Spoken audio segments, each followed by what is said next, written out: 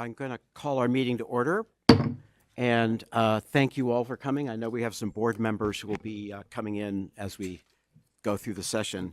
Wow, it worked. Melissa, can you please call the roll?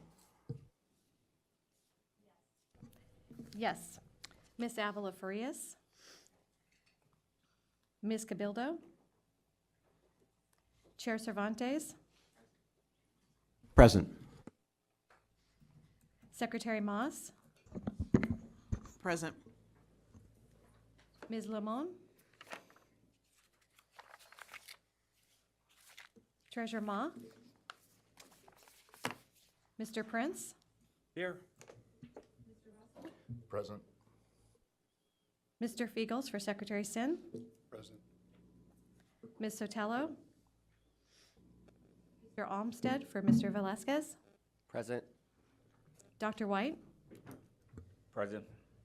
Mr. Williams. Present. Mr. Acefa. Mr. Steppenshaw. Ms. Johnson Hall. Good morning, I'm here. Chair, we do have a quorum. Great, thank you very much. We have in our package the minutes from the October 24th meeting, and I'd like to see if there's any comments on the minutes, or if not, a motion to approve. So moved. I second. Director Russell and Director Williams, thank you very much. Our protocol is to approve the minutes with a motion and a second, provided there's no objections. So motion carries. Thank you. And the third topic are comments from your chair and executive director. This is likely the last meeting of our board for this calendar year. I've talked to staff. My sense is that we probably don't have enough to warrant a meeting in December, so I will likely push that back to January. So part of this is just thinking through, looking back, as it were. We're not in December yet, but I'm looking back at 2024. And to me, some of the highlights were the workshop that we had back in March, which I thought was really engaging, and I really appreciate the work that staff did to organize that, and the board's engagement, especially Secretary Moss with some of her comments and observations that she shared. And to me, that really helped propel something which moved into this new opportunities committee that Dr. White is chairing, along with Director Cabildo as a member, and with me, looking at ways that we can make real many of the topics that we discussed in the workshop. And I think that's very exciting. Dr. White referenced that last week. I will note that there's a request for information that was just posted, which is a sort of a follow-on to that thread of the workshop and some of the ideas created. And I think that 2025 is going to be a year where we dig further into that, utilizing some of the resources that CalHFA can bring to play. In a way, maybe going back, I was thinking if this is back to the future, looking at a point where CalHFA was engaged with financing programs using our own resources, because we're likely going to have less to work with that's coming from the general fund. So it's just acknowledging that and actually making the best of it, and actually, I think, doing some really good things. So I really want to thank the board for being so engaged in that, and for, again, the members of the New Opportunities Committee, which our executive director dubbed the Adelante Committee, which is a title I actually kind of prefer. So again, thank you all. And we'll likely have another workshop sometime in the early part of 2025, but yet that needs to be organized. I do want to sort of highlight a few other changes that we'll be seeing in 2025, which is that, as I think many of you know, one of our board members, Director Farias, was elected to the Assembly. She'll be representing Assembly District 15, which is just north of where I live. I'm very excited for her personally. I know that you all are. She'll be a terrific contributor to the Assembly. I'm really hoping she gets on the Housing Committee. We'll see. But I know she's excited about that, and she will hopefully be here a little later in the meeting. When she gets here, we'll want to sort of acknowledge her. And as you also know, our executive director, Tina Johnson Hall, will be leaving us as well, going on to fight the good fight in Los Angeles for housing. And I really want to sort of highlight this is that I came on the board 2.5 years ago, and she was sort of my guide, if you will, to all things CalHFA, relying on her background as a board member, but also her time as executive director, sort of really a unique player in the history of this organization. And I frankly have learned a lot, just speaking personally in terms of what CalHFA is about, what the housing picture in California is about, how I as a board member can be more productive. And I've really enjoyed our working relationship. So I have to say, from the bottom of my heart, I will miss you, Tina. And I hope that we stay in touch when you're in Los Angeles. So I think we'll count that as a given. And I want to give, well, I know you'll talk in a second. I want to maybe give board members a chance to say something, but we do have a few little, goodies here for you. One of the first of which is this really lovely resolution, and which goes on to great length about many of the accomplishments that you've done at your time on with CalHFA. I'm not going to read all of this thing, but I do want to highlight a couple of things here, which is that noting that you've been a tenacious fighter for California's diverse, underserved, and underrepresented communities, which to me is a hallmark of your whole approach to things. And also that you set the stage for the next era of CalHFA. And updating the vision and mission statement and the organization's core values. I mean, those are things that will remain. And so I really want to acknowledge that. And again, just I guess our loss is Los Angeles' gain. I love LA, and I know that you'll do well for them. So this is for you. Thank you so much. This will go on your wall. And the other thing is we've got this lovely clock here, which it's analog, so that's, you got a clock. And we do want to say with a sincere appreciation for your outstanding leadership, dedication, and support of affordable housing as a board member and executive director of CalHFA. So this way you can keep track of everything you've got going when you're in Los Angeles. So this goes to you. Here you go. Thank you so much.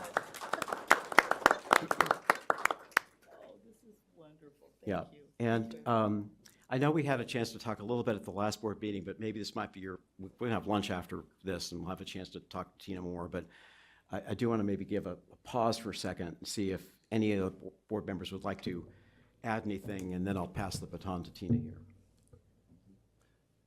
If I may. Please. I will say, so I've been a board member, I want to say 8 years, something along that order. And when I first started serving, I was here serving more because of my constituency, I think more than because of my technical knowledge. And Tina, you were always someone who was there to provide me with a good grounding in the details that mattered. We were board members together, so I felt like we were co-conspirators. And I just want to say that what you gave to me has allowed me to be better in not just this role, but in my job home at the San Diego Housing Federation. So thank you for your support, for your mentorship, and your friendship. Director Prince. So I think I'm the longest serving board member here, because Dahlia's not here. She beat me out by an hour, I think. Her appointment. You were late. I know.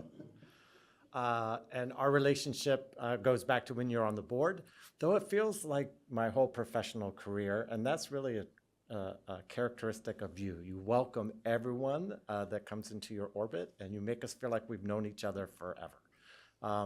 I don't know if I'm allowed to say this because it was closed session, but I'm going to do it anyway. I remember when you walked in for your interview, right? And we all went, because we went through some turbulence here at CalHFA financially, right? And maybe needing a little more vision around purpose. And when you walk through the room, we're like, here's a caretaker. More than that, here's an innovator that we all as board members felt great with. So that was like a great moment. And you've done nothing over the last few years but to prove your commitment to our families first and foremost, your commitment to the staff of this organization, and really making sure that they felt valued and trusted and that they got to contribute, so that makes our organization that much stronger, again, going back to serving our communities. And so I just want to say thank you for your friendship. Thank you for your leadership. I want tickets to the Olympics. I know that you'll have some role within that. But I just want to say thank you for everything you've done for the organization and our communities. We'll have to see if that goes in the Form 700. So I, first just want to express. It's- There we go. The treasurer's gratitude to you, not just in the role at CalHFA, but also your role on our committees at both TCAC and CIDLAC, and the profound impact you've had on California housing policy across the board. But I do want to also express personally, I knew you before I took this position at TCAC and CIDLAC, but not as well as I know you today. And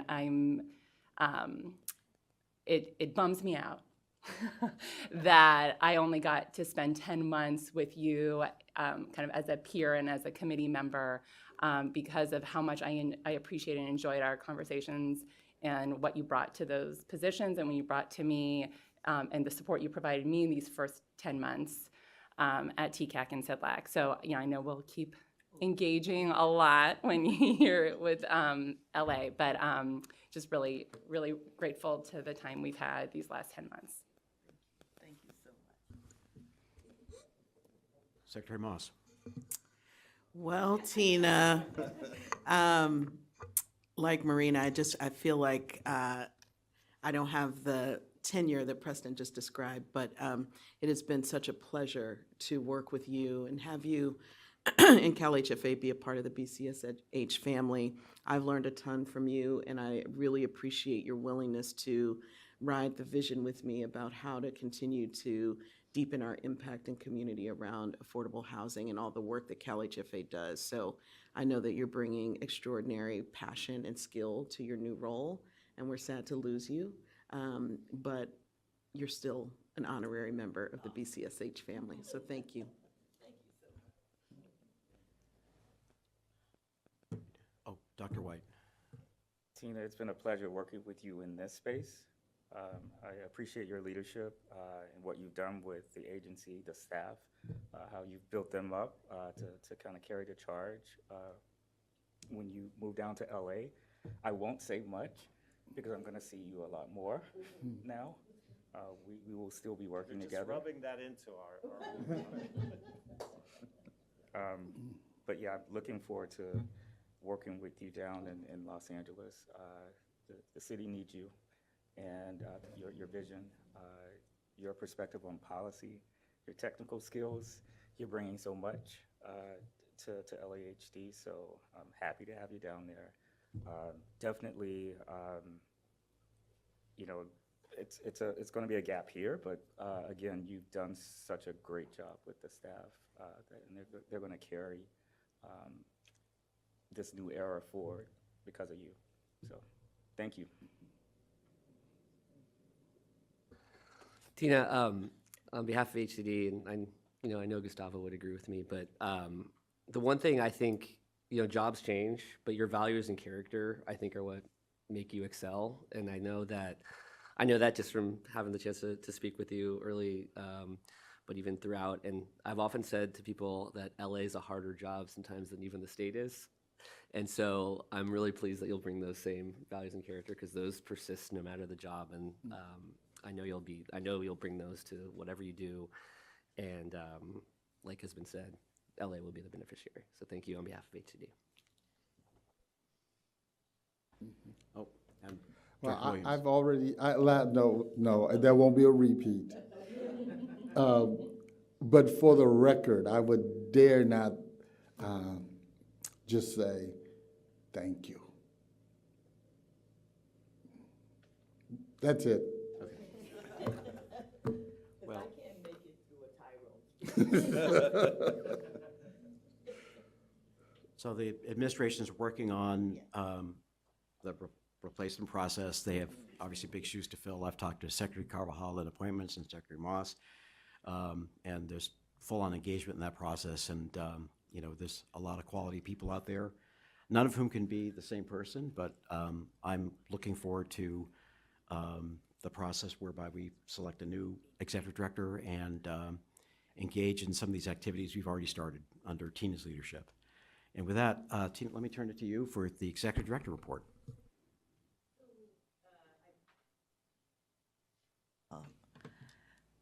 Thank you, Chair Cervantes, and thank you, everyone, for your kind words.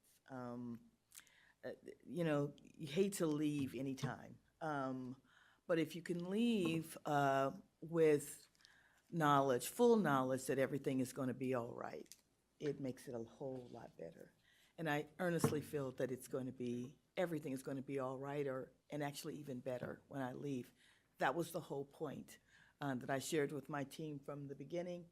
And what I leave you with is, I think, a team which was already great, but now elevated to do, and on the precipice to do some pretty remarkable things. So I will be watching from afar. And sometimes I just may show up at things if I can. Because once you are in the BSH family, once you are in the CalHFA family, you don't actually ever leave it. It stays right here. So one of the things I want to say that I am incredibly grateful for this board. I'm incredibly grateful for the CalHFA staff for everything you all have done and everything you will continue to do in support of the agency's mission, which I've always told folks is first and foremost, right? Right. So I would be remiss if I didn't mention some big decisions that our country and our state have made over the past few weeks, starting with a hearty congratulations to our own member, Avila Farias, and Chair Cervantes, too.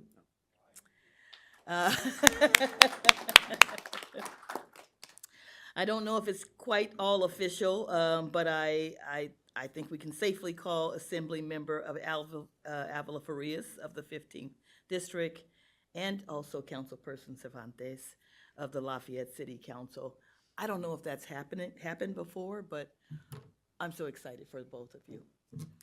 Anna Maria, I want to talk a little bit about her. She's not here yet, but I want to say we've been on this board together for 10 years, and to see her earn this incredible accomplishment is just amazing.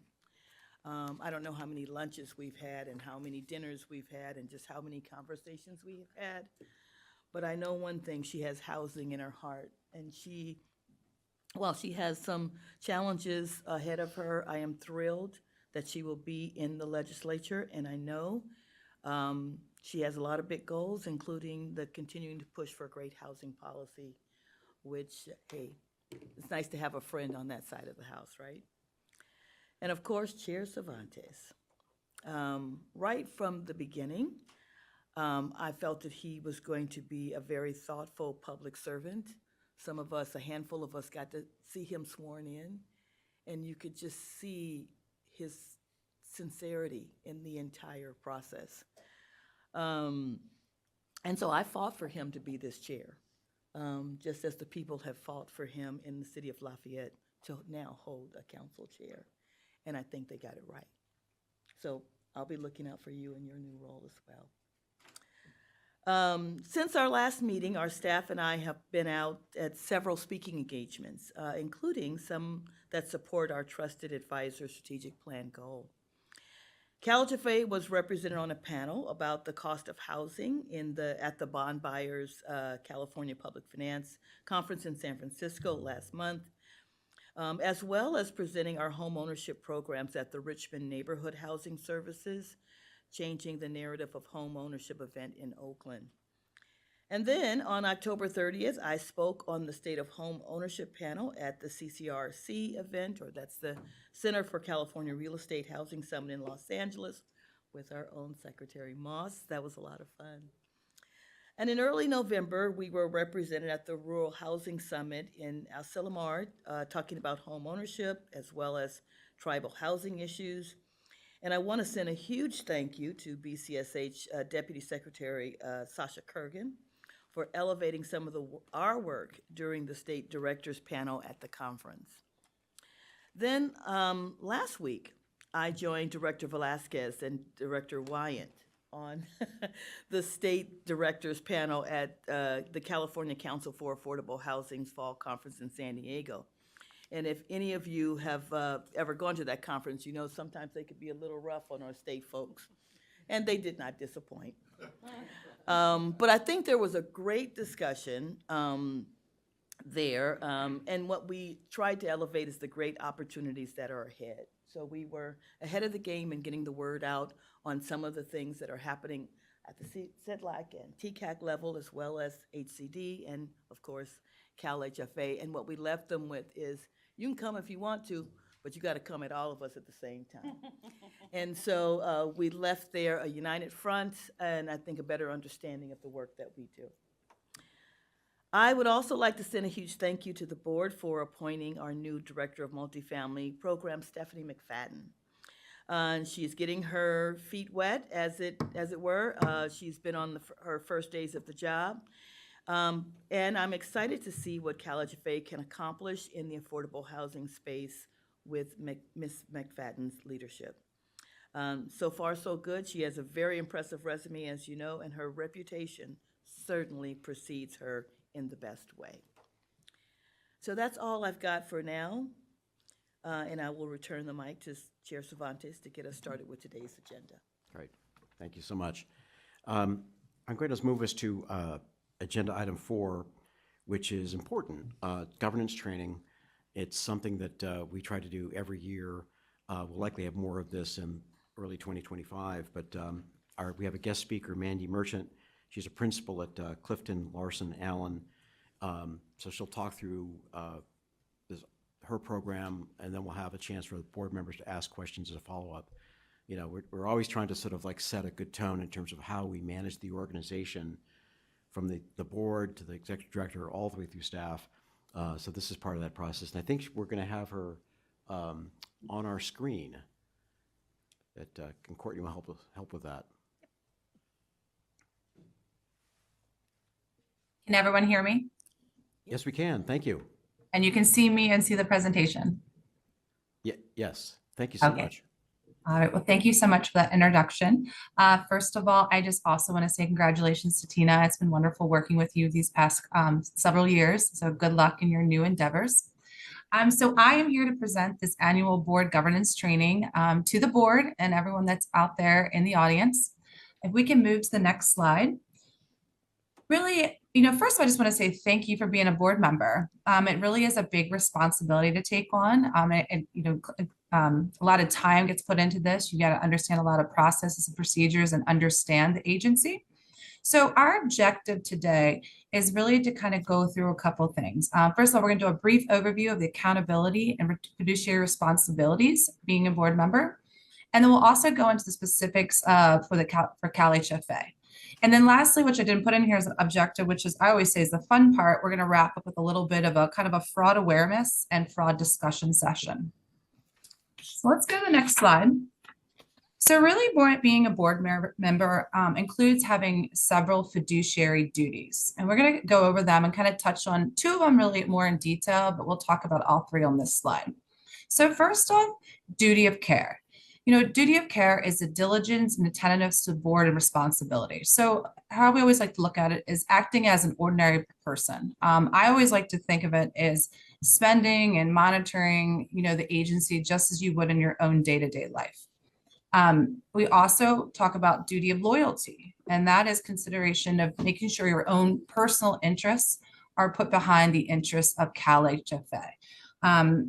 When you're kind of looking at, as you're making decisions and having these meetings, really kind of stripping away like any kind of personal influences, your day-to-day jobs, and make sure anything that you're deciding on or making decision is based on what's the best interest for CalHFA. And then lastly is just duty of obedience, and that is act with fidelity within the bounds of the law generally to the organization's mission. So we're not going to touch on that one too much. We're really going to touch on duty of care and duty of loyalty. So let's go to the next slide. Okay, so duty of care. So we're going to just kind of walk through each of these. And again, a lot of people in the room might already know this. They made this a refresher, but for everyone else, it's always good to kind of hear this out loud as part of your responsibilities. So obviously the first one, attending the meetings and actively participating in the work of the board. Very important because there's a lot of information. There's a lot of time that goes into preparing for these board members. The staff of the agency have to devote time out of their day to provide everything that's there. And a lot of big decisions. A lot of money is changing hands within the agency, and it's very important that everyone is, paying attention and involved. I always say I'm a board member on 2 different boards. And I know it's hard, but I try not to do two things at once, making sure that when I'm on my board meetings, I have everything else shut off and make sure I'm paying attention. Scrutinizing the work of committees having authorization of the board. I always say ask questions. Make sure before something comes, out to make a decision, to vote, that you feel comfortable if you're doing a yay or nay. So always keep that in mind. Making sure you're participating in these board actions. And obviously the only way to feel comfortable with participating in these board actions is making sure that you know the information. So if there's information provided to you, as CalHFA provides a significant amount of time in advance to go over these board packets, making sure you're reviewing it. So when you come to these meetings, you are able to vote and feel confident in your vote. Obviously knowing the books and records, we'll talk a little bit more about that from a financial standpoint. And then overall, just protecting the organization, with any kind of laws and restrictions and legal requirements. A couple of things I kind of think about is that, making sure the information that you kind of learn is kept confidential. You're not, unless it's in a public quorum, you're just not, spreading information about the agency if it's not in the right setting. Being careful on social media.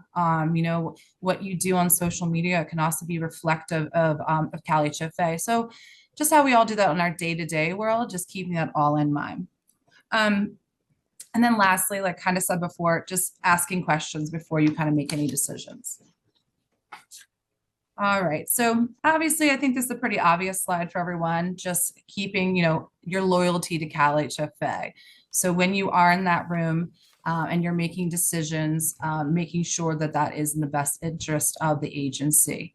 We will talk a little bit more about the written policies on conflicts of interest, since that is a very important part of being a board member. And in my experience in my career, where I've seen board members get in trouble. And like I always like to say that kind of make a headline, there's always a conflict of interest. So make sure that as a board member, you're really listening to who's involved in transactions, who's there, just in case you or a family member, or as they call it, a covered member, might not have some sort of relationship that you need to be worried about.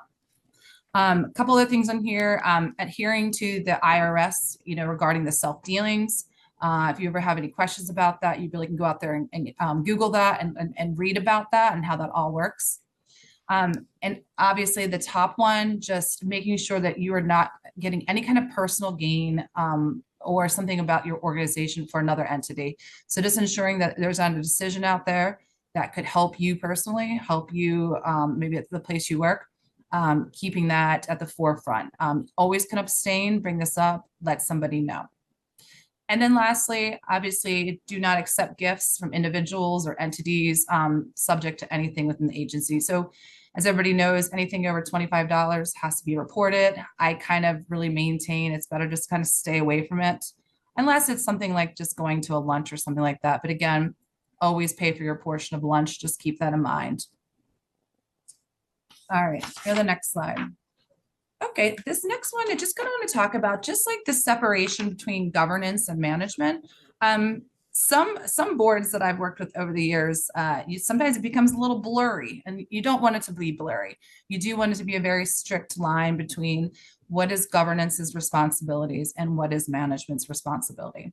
One thing I always say, and maybe some people in the room have heard me say this before, governance or the board should be one voice. It should be one voice to the executive director. It shouldn't be 10 voices with 10 different opinions and 10 different views, coming at the executive director or management. That's what's important about these meetings. Governance together makes decisions together at that time, and that information is then, led down to management.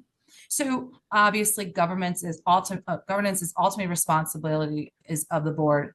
And then responsibility of staff is management. So just keeping that in mind when you kind of are going through your day-to-day. And then the executive director is statutorily responsible for the day-to-day operations and decisions of CalHFA. And as you can see, the board is responsible for operation performance. And we're going to look at that a little bit deeper, like what that kind of breaks down to. So let's go into the next slide and kind of like break down, like, what does that mean? The biggest thing is just really organizational oversight. That's what's probably the most important thing for the board. I also like to say the strategic direction of the board, ensuring there's transparent decision-making as part of like these meetings, that is being, portrayed to the public, that any kind of work or any kind of financial transactions are being thoughtful and, made a decision at the board level, really to maintain the accountability to the public and the law. And the board then in general needs to ensure, the future, the mission, which I heard everyone really talking about that earlier, and ensuring that there's effective governance and effective operations. So that's all really done at the top, board level. Then it really is up to management to ensure, there's adequate, internal controls, that there's the right people in the right place, the day-to-day operations are being done. But the board is then at that top level. Okay, so let's go over, we'll skip one more slide. So we're diving into some really specific CalHFA requirements. So this is information that is particularly for your board. So we're kind of read through this information. So the open meeting requirements. So obviously this is related to these board meetings and what must happen, that's documented in the bylaws. So these meetings must be conducted in public, and they must have a 10-day notification in advance of those meetings. The next one, only vote on matters properly noticed and on agenda, which that's unique. I actually, the boards I'm on, it seems like we're always bringing up extra things, and we make a vote. But that is one thing, that if something needs to be voted on, it has to be on the agenda. So keep that in mind. If there's anything ever the board wants to vote on, you have to give knowledge to the management so they can get on the agenda for next time. Majority cannot communicate with each other outside, other than for CalHFA's business, except at the open meetings. So that means, after this meeting, don't be out in the parking lot, talking about what just happened amongst the board members. You got to keep an eye on that. Closed sessions are limited and have to be authorized by law and on the agenda. And then emergency meetings can have less than 10 days notice under special circumstances. So that's just a couple things to be aware of as part of the board meetings as you kind of go through. Okay, so then the next one is really about the disclosure of economic interests. And this is, I would say this is my favorite slide because I think it's the most important slide really out there, just really to protect board members, to make sure that just nothing, as I mentioned earlier, kind of gets you in the paper. So we are relying on the agency to disclose, to go through this disclosure process, which is that Form 700, the California Fair Political Practice Commission makes you complete on an annual basis. I have to complete one myself on an annual basis as being a consultant for the agency, but just making sure you really take your time to go through that you're disclosing everything out there, just so then, the agency's aware. So if they're engaging with any new vendors or, getting new insurance carriers, banks or anything like that, they're able to see, on this Form 700 that, oh, hey, we might have a board member that has a relationship with this vendor over here that we're thinking about doing work with. So that's really what's out there. I think the only thing also to consider is, as you are at board meetings, is that if there is like some sort of, new vendor or something being brought up, that you acknowledge if you have some sort of conflict or some kind of relationship. So just keep that in mind for all that. So. Okay. All right. So we're going to go a little bit more into the financial reporting. Now, obviously I'm an auditor, so this is the part that I really like about the role of the board. Really understanding, your financial reporting responsibilities, where you fall into the whole, part of this kind of a nucleus of like getting the financial statements out. So as you see on here, I kind of listed everybody out. Obviously, everyone in the room, actually, we've got the governing board in the room, and we have probably the finance team is in the room too. And then you have the independent auditors. So it's a big process that gets us to the point when there is an audit done. So we're going to go into a little bit more details about the different committees you have that kind of help with this.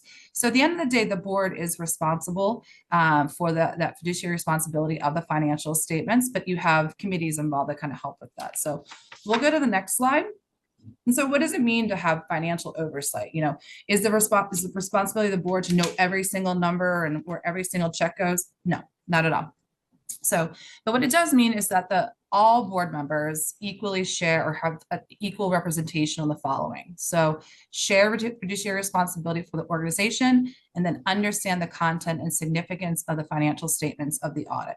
So again, you don't have to know every single transaction. You just have to understand the financial statements when it's summarized. Obviously, it's prepared by management, or it's prepared by the finance team, reviewed by management, goes to the auditors, goes through a significant amount of review, and then it's presented to the audit committee to review. So, and at the end of the day, the entire board votes on that. So there's a lot of reliance on a lot of people, but really making sure that you're taking that time to review those statements so you feel comfortable. You're also getting other types of reports. You're getting monthly reports that produce the financials. Another thing that those reports you should be reviewing and feeling comfortable with.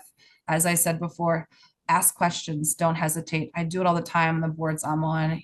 I don't feel comfortable why a number went up, or, no one likes the word, bad debt expense. There's just stuff like that I always kind of home in on, just to make sure I feel comfortable what's going on at the agencies I'm working with.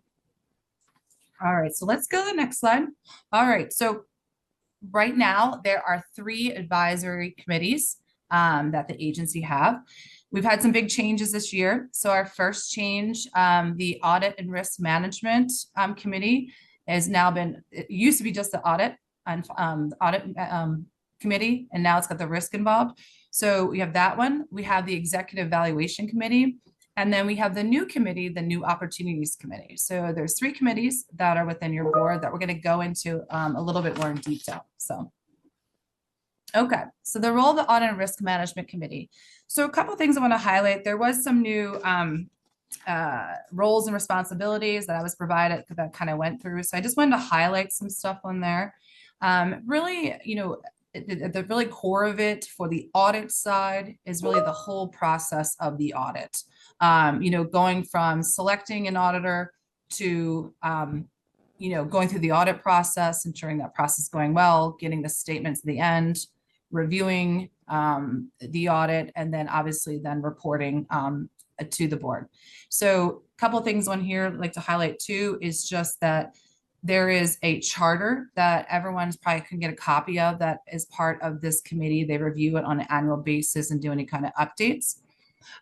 They are also an annual audit interviews that occur with the board. So that's something else if you're on that committee that goes on.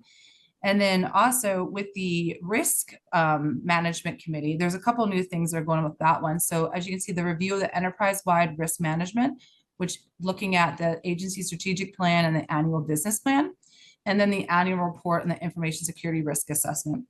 In addition to that, they are also tasked with reviewing the State Leadership Accountability Act report. And what's interesting, which I know this is a new committee, part of it is that, they're also looking at the credit risks, the market risks, the compliance risks, technology and strategic risks, legal risk, and business continuity. So a lot of stuff going in this committee, which is great. There's a lot of deep dive work this committee is doing and then be presented out to the larger group of the board. So, all right, so let's go to the next slide. So the next one is the role of the Executive Evaluation Committee. So this one is kind of where it kind of sounds like it's going. And it is at the evaluation of the annual review of the executive director and some of the key exempt employees in management. So that is something that they recommend, the annual evaluation of the executive director based on performance and other information behind the scenes. This also, they develop a compensation policies and procedures to attract and retain new talent. So I'm assuming right now this committee is going to be working hard to find a replacement for Tina. Good luck.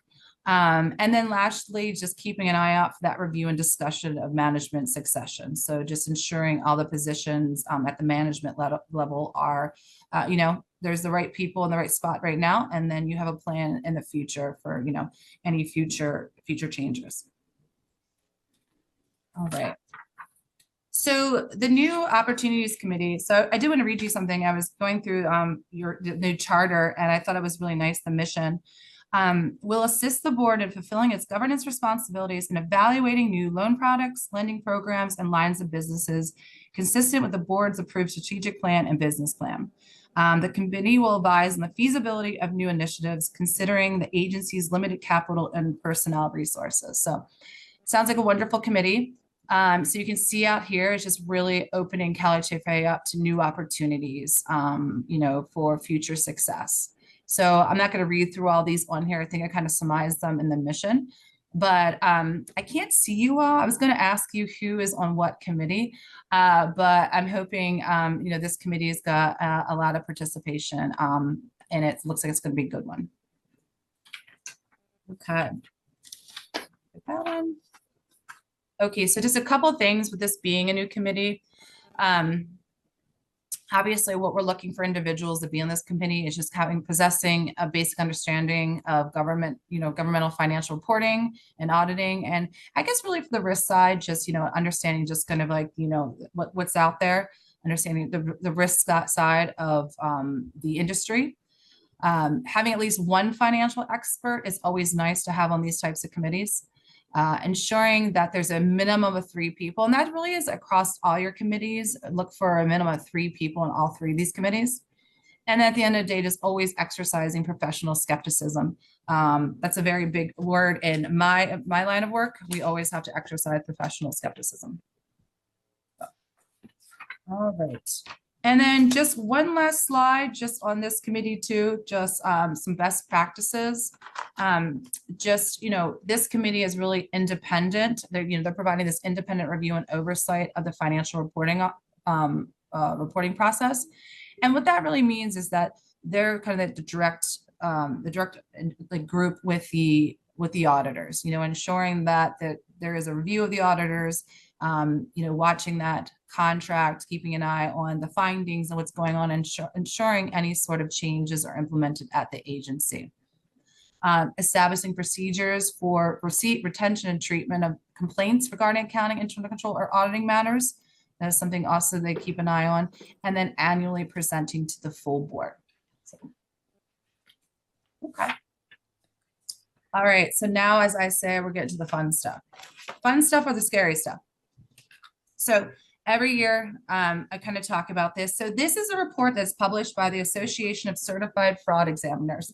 And what the purpose of the next few slides is really to provide a brief fraud training / just kind of fraud awareness to kind of open everyone's minds, implore that professional skepticism for the possibility of, what can lead to fraud? Where can fraud happen in at this agency or out at maybe where you work, or any other vendors or anyone else that you interact with in your day-to-day life. So I like to always kind of start with, most fraud occurs with the absence of internal controls. So keep that in mind. So most of this happens because there's some sort of absence of an internal control, where someone circumvented internal controls. So that's one thing to keep in mind. So first of all, this study that's done, and they publish one every single year. So you can Google this, and every year I pull down this report and read through these, and they make it really cool. They put it in these images. So it's very, it's appealing to the eye. So we're going to look through this. And so you can see over here to the left, there's about 1,900 cases that came through that had this, occupational fraud that we're going to look at. And, just a highlight on here, you can see this came across from this is not all in the United States of America. This over 138 countries. And what we like to see is just, looking over is CFEs estimate that organizations lose, about 5% of revenue to fraud each year. So, that means there's stuff maybe going out the door, not all agencies that, people don't know about. And fraud can be in many different fashions besides just, taking cash, it's stealing of time, stealing of resources, stealing of, supplies. There's all kinds of stuff out there that can, represent fraud. All right, so let's go to the next one. So this one, just want to kind of look at, this is just talking about the typical schemes that are out there. I'll let you guys kind of read through this. I'm not going to kind of, go through each one, but what I just wanted to highlight, I actually had a fraud training this morning, a very brief one, but, Fola, she's our lead fraud person at our firm, was talking about red flags. And I'm going to talk about a couple red flags during this presentation, but really the red flags for an agency is really lack of internal controls, lack of strong internal controls, lack of transparency, lack of governance board engagement, lack of support, and then inconsistent documentation. So I don't know if any of that kind of resonates, but the first thing that resonates to me was that CalHFA's board is very involved, so that helps, mitigate that kind of red flag risk out there. So one thing I wanted to point out down the bottom right-hand corner, the most common mechanisms used to report fraud tips. As you can see, the web-based is the greatest one that people are reporting on. And I was told by Tina this year that you all have implemented a website kind of like reporting now besides your hotline. So that's great to see. So you guys are hitting the mark on that one right now. All right, so let's go to the next slide. So this is just the perpetrators. Where do you see this happen? I didn't put the slide up here, but one of the interesting things you find out is most people think that people committing fraud have like a record, a history, and that is not true. Most people that commit fraud for the first time, about 87%, have never done anything before, don't have one thing on the record. So it's not the people you think it would typically be. Eight most common clues, as at the bottom it says one behavioral red flag. You see that 84% of fraudsters.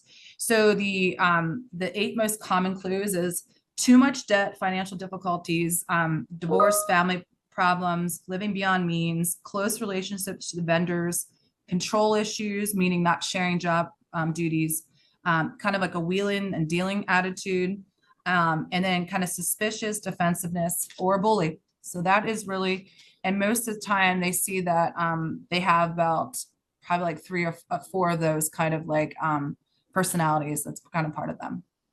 So, okay, let me see. Let's go through here. All right, so this one just a kind of short one to show you just kind of where the the medium losses, where things are. So remember, you all are really responsible for the financial statements. So as you can see, the biggest loss happens when there's a financial statement fraud. So that's why the board is very important in this role to ensuring that, because that's where like the biggest dollar amount will happen. All right, so let's go to the next slide. So this one over here, I always like to look at the one on the left. Really who's committing the fraud, and then what kind of dollar value does that mean? So you kind of see, most of the cases are at the employee level, but the medium loss is the lowest. So if a fraud does happen at the executive level, even though it's less likely to happen, we do see a higher dollar amount of loss for that. The medium losses were large as the national level of government. I did see when I was looking, on some of these slides, you can see the local level, the state, the national level seems to be where the fraud is happening. So, all right, next slide.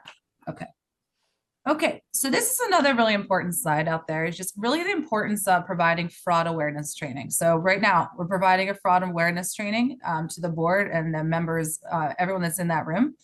And what they see is when this is talked about, when training is provided, that fraud goes down.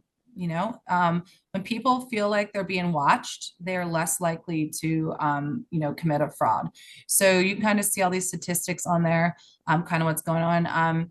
I do like the bottom, like tips are twice as likely to come from employees who received fraud awareness training as from employees who did not. I don't have that slide this year, but tips are the #1 way that fraud is revealed. It's not the auditors. I'm sorry to say that. It's usually some sort of tips coming from a hotline or a web-based.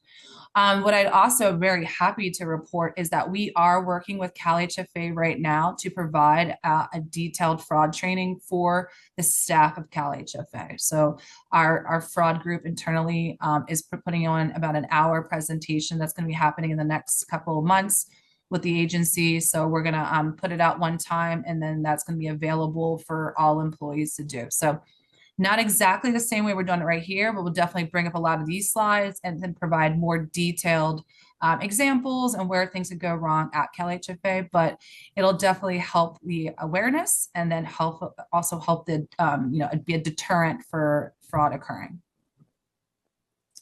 All right, and then our next one, again, this is kind of like just going a little bit more into the duration of fraud. You know, that's always like a popular thing in the fraud world is how long our frauds go on for. And it actually is pretty surprising how long frauds can go. And you can see here, you know, really having that training can cut these frauds down to 18 months. Now, we don't have a dollar amount right on that left one, but you can see when you go over the medium loss, that could cut it from, you know, 600,000 to 315. So almost in half when you have this involved, that it's easier, more detected. Okay. And then lastly, just looking at the dollar value again, you know, just, you know, while the presence of a hotline is associated with reduced fraud losses, the impact is even greater when the hotline is accompanied by fraud awareness training. So you have the hotline, you have the web-based reporting, and now soon you'll be having the fraud awareness. We'll get you all down to that lower level if anything happens to go wrong. And I'm also happy to report, as part of the audit that we are wrapping up for 2023, nothing came to our attention that there was any kind of fraud that has occurred at the agency this past year. So, well, that is all I have. Again, apologize, I'm not there in person. I hope you all enjoyed this. If there's anything you'd like me to do differently in the future, I would appreciate any sort of feedback. This is all for you and making your job better and easier, and just any kind of communication is welcome. So thank you to all CalHFA and the board. Mandy, thank you. Before you go, I'd Any like, questions? and this is, since you can't see us, Jim Cervantes here, I'm the chair. I'd like to see if there's any board members that have questions following up on things you've brought up here. It's a lot, Yeah. and all very important. I'm looking around. Any follow-up questions? I guess I have one, which is that given your understanding of the organization, with respect to fraud, are there points of vulnerability that you could see, things that or areas we should focus on, where there's a higher probability of things like that happening? Is there something you could direct us to or suggest? So the only fraud I've ever seen at an HFA in my career was during the bonds, issuing out the money for the bonds. So, you know, when the waterfall happens, so when you receive the bond money and there's tons of people being reimbursed, you know, getting their part of the money, you know, the consultants, you know, the underwriters, all this. Back in the day, I saw somebody on the staff slid in a payment out. So I think it really is in those larger transactions when you have a lot going on, a lot of money changing hands. So that's one thing that I've kind of seen where I would keep an eye on. I know you all about to get, you know, you're getting back out in the bond market. So just keeping an eye on that. Okay, that's helpful. Thank you. We're going to talk about bonds in a bit later on, so that's a good segue. Any other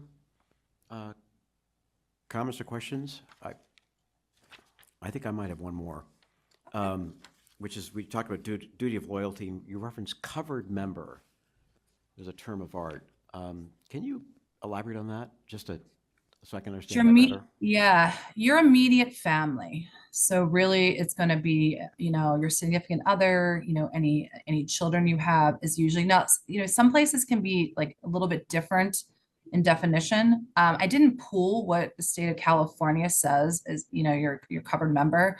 I know in the AICPA world, in my world, I have to keep an eye on my immediate family. So it might be just something to double check. But yes, that would be where you think about covered member. Thank you. I think the rule of art I've used is if whenever in doubt, call general counsel. 100%. And really the other thing is like who's influential, you know, so if you have a relationship with maybe somebody at your work that's not a family member, but they have an influential maybe, you know, connection to somebody, it might not be the exact definition of a covered member, but it kind of looks bad, if that makes sense. You kind of want to, you know, also do the smell test. Does it look strange if my partner, you know, at work also, you know, has a relationship? So always keep that in mind too. And that might be in California's rules that might be a covered member. Okay, thank you very much. Again, one last look. I don't see hands raised. So here's a question for general counsel. Do we need public comment or questions for this topic, or is that not necessary? Not necessary, great. Right, I think we're good. Mandy, thank you so much. Appreciate the very thorough review, and I've seen different folks taking notes on this, I have, and we'll look forward to your following up with staff on the anti-fraud work. That's well done, thank you. Thank you all so much.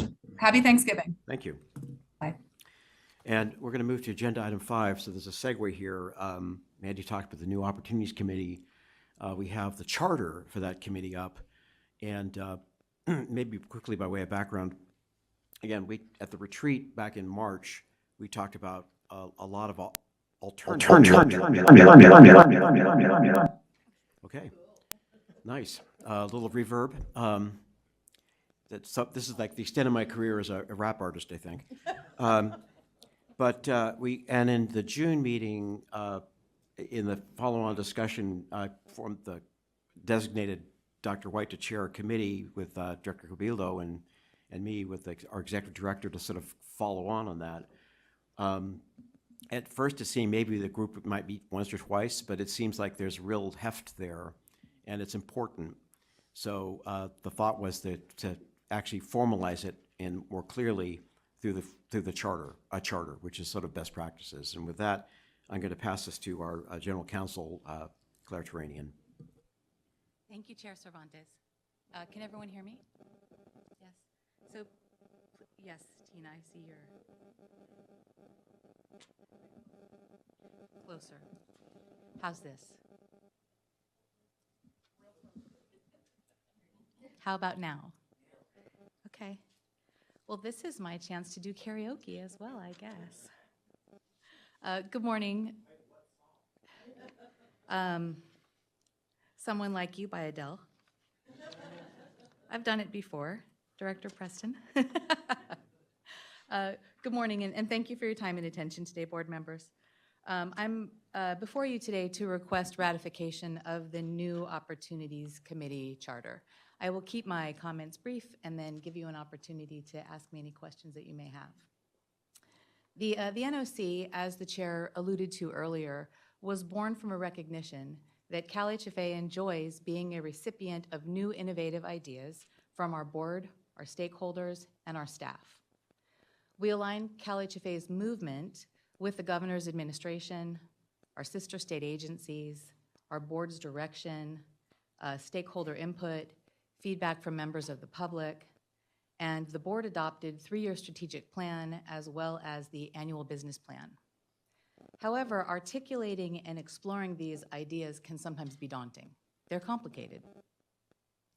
Our executive team and board chair saw a need for the formation of the NOC that can refine ideas, more deeply explore new opportunities, and kick the conceptual tires, ultimately making recommendations on what opportunities to pursue, in what order, in a thoughtful and impactful way. If Oprah Winfrey has it right, and luck is a result of preparation meeting opportunity, then this committee will facilitate CalHFA's good luck. In fact, later in the meeting, you will hear from my colleague, Erwin Tam, and our other colleague, Ali, how the agency very recently manifested some good luck, which was basically recognition of an opportunity, preparing for it, and then acting on it. The chair has the authority to create committees as needed. This committee was created slightly differently than our other 2 committees because of an awareness that a couple of concepts being considered needed to be explored with a sense of urgency. We have to meet market needs and we have to time the products that we launch in a way that makes sense. As such, the NOC was created, has assembled, and begun its work under the leadership of Committee Chair Dr. White. The basic features of the NOC are that it operates in an advisory capacity only. It does have 3 members. The new concepts will be filtered, funneled, and prioritized based on market needs and CalHFA's capabilities, and then recommendations will be delivered to the board for its full consideration. That was my background about the charter and the committee. If you have any questions about the charter, I am happy to answer them, but that does conclude my remarks, Chair Cervantes. Thank you, Council. Maybe before I have the committee ask any questions or discuss, I want to look to Dr. White just to maybe put you on the spot. If any your thoughts as you're the chair of the committee, we talked a day or two ago, and I want to get your observations on this. Yep, we talked. Let's see, are we good? Okay. I talked with.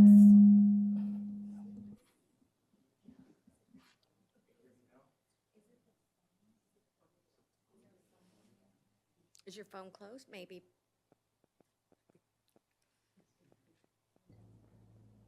All right, what about now?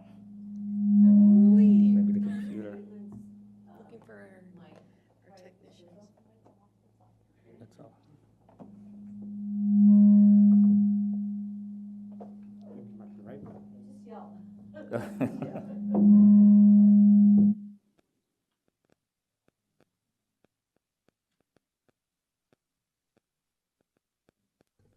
Test, test.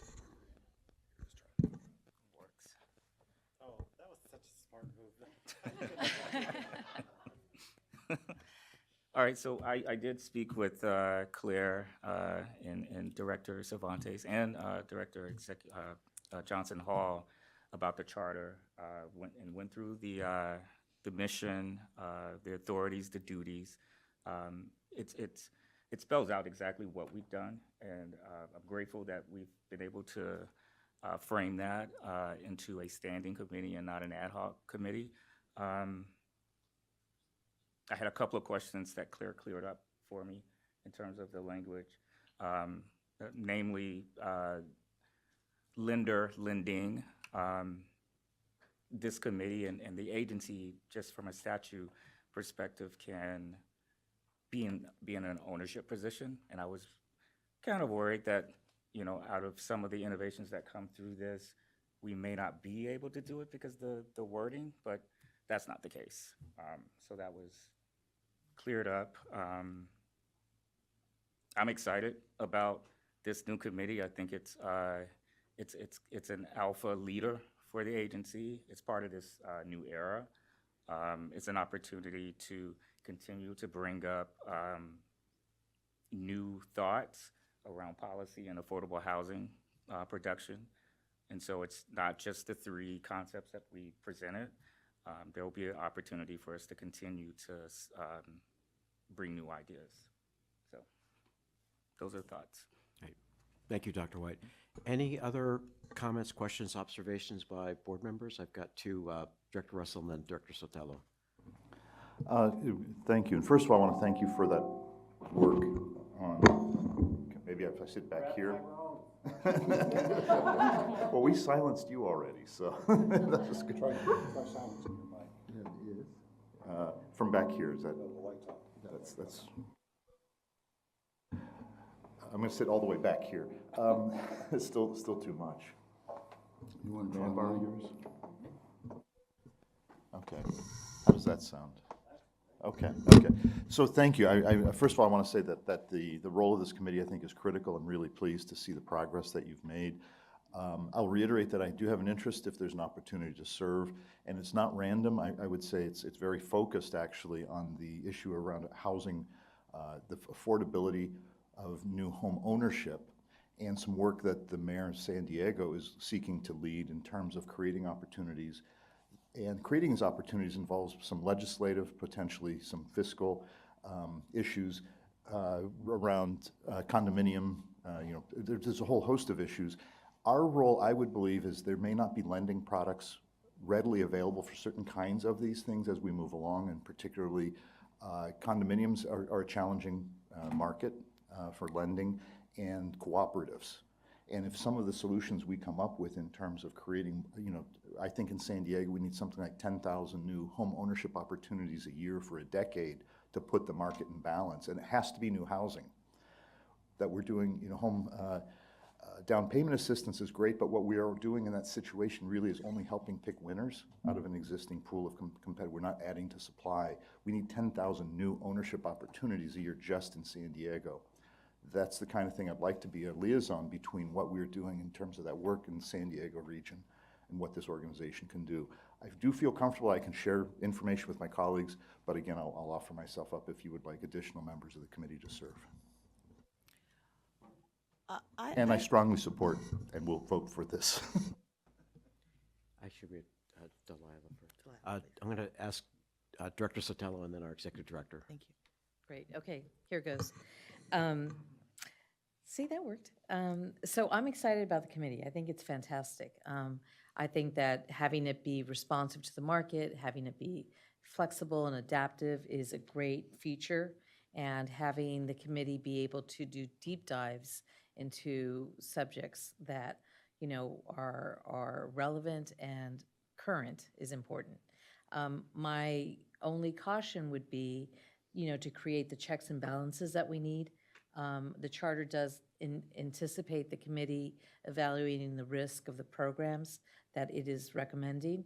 And I would just say that operationally, it doesn't have to be in the charter, but operationally, the new functions of the audit committee and the risk committee are really meant to evaluate that from a more removed third-party evaluation. So not so much, you know, the real-time analysis of risk as you recommend programs, but maybe the implementation of those programs and then evaluating the risks thereafter. It's just something that, you know, as we think about it in terms of the board, we want to just make sure that there's a checks and balance there. And so I wouldn't recommend any changes to the charter. I would just say that to the extent that the NOC is charged with evaluating the risk of the programs it recommends, that the Audit and Risk Committee also get a view of that. Thank you. Executive Director Johnson Hall. I'm really excited about this committee as well. This is, to me, the wave of the future for us, CalHFA, in terms of us outlining and being really quite strategic on the different programs. We at the staff level also felt that it was important to get some additional guidance in this area. We often get a lot of ideas thrown at us at once. And I've always felt very strongly that the board should help support in deciding which ones move to the top. That actually helps us to focus and also to align our resources accordingly. So it is a big ask of you, and I'm very grateful for Dr. White and others who have decided to participate on this board for their time, because it's also a little bit of a time suck for folks who have a professional job elsewhere, as each and every one of you do. I did want to get some clarification on the number of members, because I think what we've stated in here, it's no fewer than 3. I believe based on the some of the things that Mandy had says, we need to be careful about the top number as well, so that we are not having a board meeting outside of the board. So I would ask Claire, not putting you on the spot, if we could just get some clarification for that, for the board members' consideration on the, we know what the low number is. I did want to know what the top number is as well, if you know. Yes, but let me make sure that I'm understanding your question. Or the maximum number that could serve on a committee before we are violating, could be violating Bagley-Keene or other. Okay. So the first, like the preliminary answer is that the membership can be expanded and contracted at the board chair's behest. Okay. What violates Bagley-Keene is a congregation of a quorum, so majority, of the voting members of this board of directors. So I believe we have 13 voting members, is that correct? So 6 or fewer. Okay, thank you. Does that answer the question? It does, absolutely. Okay. Thank you. Thank you. Other questions? Director Yeah, Prince. I just want to follow up on what Stephen had mentioned. And I also want to go back when Director Sotelo and I joined. I think we dreamed of something like this happening, right? And talked about it. And so this is just really fantastic to think about how CalHFA can really be that innovator within the housing ecosystem. And so I think this is really great. And to think about how to take the resources that CalHFA has and really leverage for outcomes. I actually was thinking about this as I drove up about some of the initiatives, and I think Stephen really said it better about, like, we're choosing winners, right? So with our first-time home buyers, we're choosing who gets to become the home buyer, but it's not necessarily producing new home ownership units. The unit would be bought by someone. And even within our middle income program, and we had, I can't remember, 20,000 units, is that the number we talked about last month? Which is amazing, but those units at some level would have been produced through SIDLAC's program, right? And so the real delta would have been like what units were created as the leveraging of CalHFA's funds, right? And so I think it is about production. And if we're going to resolve the housing crisis in California, we've got to be thinking about how to produce new units. And if we're only going to, not only, that sounds like, but if we're picking winners, then we have to be really intentional about who's been left out of the system for a long time. And so I just feel like not the guardrails, but the aspirations of this committee is really large and exciting. I'm excited to see what comes out of it and really challenge the committee to think like of goals that are just bold, right? And not necessarily shifting the chairs around a little bit on the Titanic. Well, hopefully not the And Stephen Titanic. said it better than I did, so I appreciated his comments better. Thank you. And I would love for him to be on the committee. There you go. Yeah, and I think that I think as Director Prince made a good comment, but forcing the way that I've seen CalHFA implement programs like the Dream for All program with a real focus and attention on how do you access diverse communities that may not have been in the first queue, so to speak. I mean, that's a sort of a part of the DNA, I think, of the organization that our executive director helped, move. So that's, I think, an important consideration with anything we end up doing, I think. Any other questions, comments from Board Director Williams? I really support the activities of the committee from really two perspectives. One is clearly thinking out of the box and being able to, as we've said, see those issues rise to the surface and then to the staff. But I think it also empowers our staff such that they are very clear. There's so many different directions that they could go. But I think that the work of this committee can add some focus and clarity to their efforts. Because what they've already proven is once the staff focuses, they know how to hit home runs. And I think this will only enable them to continue to identify where their focus, out of all of the needs, the housing needs that there are, where we can focus our A-team and see incredible results brought to the market effectively. So I support this and look forward to other potential programs and opportunities emerging out of what comes out of our committee. So thank you. Thank you. Thank you, Director Williams. Secretary Moss. Thank you. I share the sentiments of the formation of the committee. I guess I had a question about sort of how we source ideas that this committee will evaluate, whether or not those will be coming from the strategic plan or the business plan, where they're organic based on sort of market conditions or ideas that emerge. Just curious if I could get some clarification. I know it's sort of the urgency of this work sort of guided how the committee came together, but I'm curious moving forward if that process is outlined in the charter. So Secretary Moss, the sourcing of ideas is not defined in the charter. I believe that this go around, the ideas that the committee considered were largely born from the board workshop. And I would say, honestly, as I sit here now, I'm not sure how to build a structure to funnel ideas directly into the committee. I'm certainly open to hearing your suggestions about that, but I don't have a great answer to that question, unfortunately. Yes, for sure. Save me. I would just to like elaborate, I think Claire, as Erwin said in the back, clarification. Rebecca Franklin, Acting Chief Deputy Director.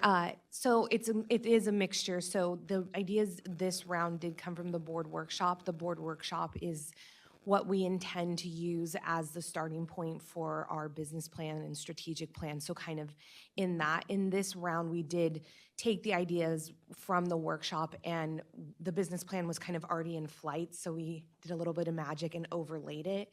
So we do want both what this committee is working on be in line with the business plan and the strategic plan, because that's what we take kind of these big ideas and ground them a little bit in the numbers and sense of it all, being that, we have to make sure that our revenues are supporting our operations and whatnot. And so the business plan is brought to the board as a whole also. So it would be a combination of both. Thank you. So perhaps we should think about whether or not we want to codify that that the genesis needs to be sort of tied to the regularity of our strategic plan and business plan, because those are ongoing functions of the board. Workshops may not happen every year. Ideas may come from emerging needs that come up, but I wonder if we want to formalize that component in the charter. I think that's a great observation. I'm looking at the duties. The last one is consistent with the board approved strategic plan and business plan, make recommendations and so on. Yeah. I think maybe that gets the flavor of it. And I think that it's a really great observation the secretary's made, in that the everything that was in the pot, so to speak, for this committee, and I'll speak for Dr. White here for a second, all came out of the workshop, and that we asked staff to say, okay, with each of these concepts, tag for us where are they from? Right. So that we could sort of see the arc of a given concept. And it was all linked into the workshop and the business plan, so it's consistent. Because it seemed like doing something at complete variance to what we've been engaged with as a board or organization just didn't make a whole lot of sense. I think that last note hopefully addresses the issue you raised, because Secretary Moss, because it's important. It needs to sort of like fit hand in glove, I think, in terms of how we approach things. Okay, good. Thank you. Thank And you. we certainly can take the direction from Secretary Moss and the chair from the committee, Ms. Dr. White, as well as Chair Cervantes, as we implement the wishes of the board. Yeah. And what I could see is that, like at the last session, there'll be a report out from the committee, there'll be discussion. So the board is not out of the loop on this by any means. It's just a way to sort of like accelerate the effort, I think. That was the concept, and I'll pass it to Dr. White, and I think. Just to your point, Secretary Moss, it's a great point.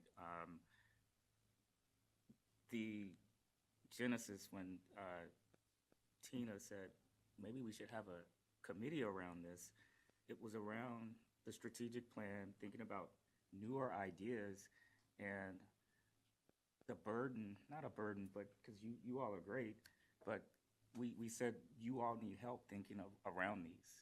And so it's kind of chicken and egg with me, the strategic plan, the business plan, and then the board coming in and helping the staff think through these initiatives. And I said we should be there for the staff to kind of help push forward and think outside of the box.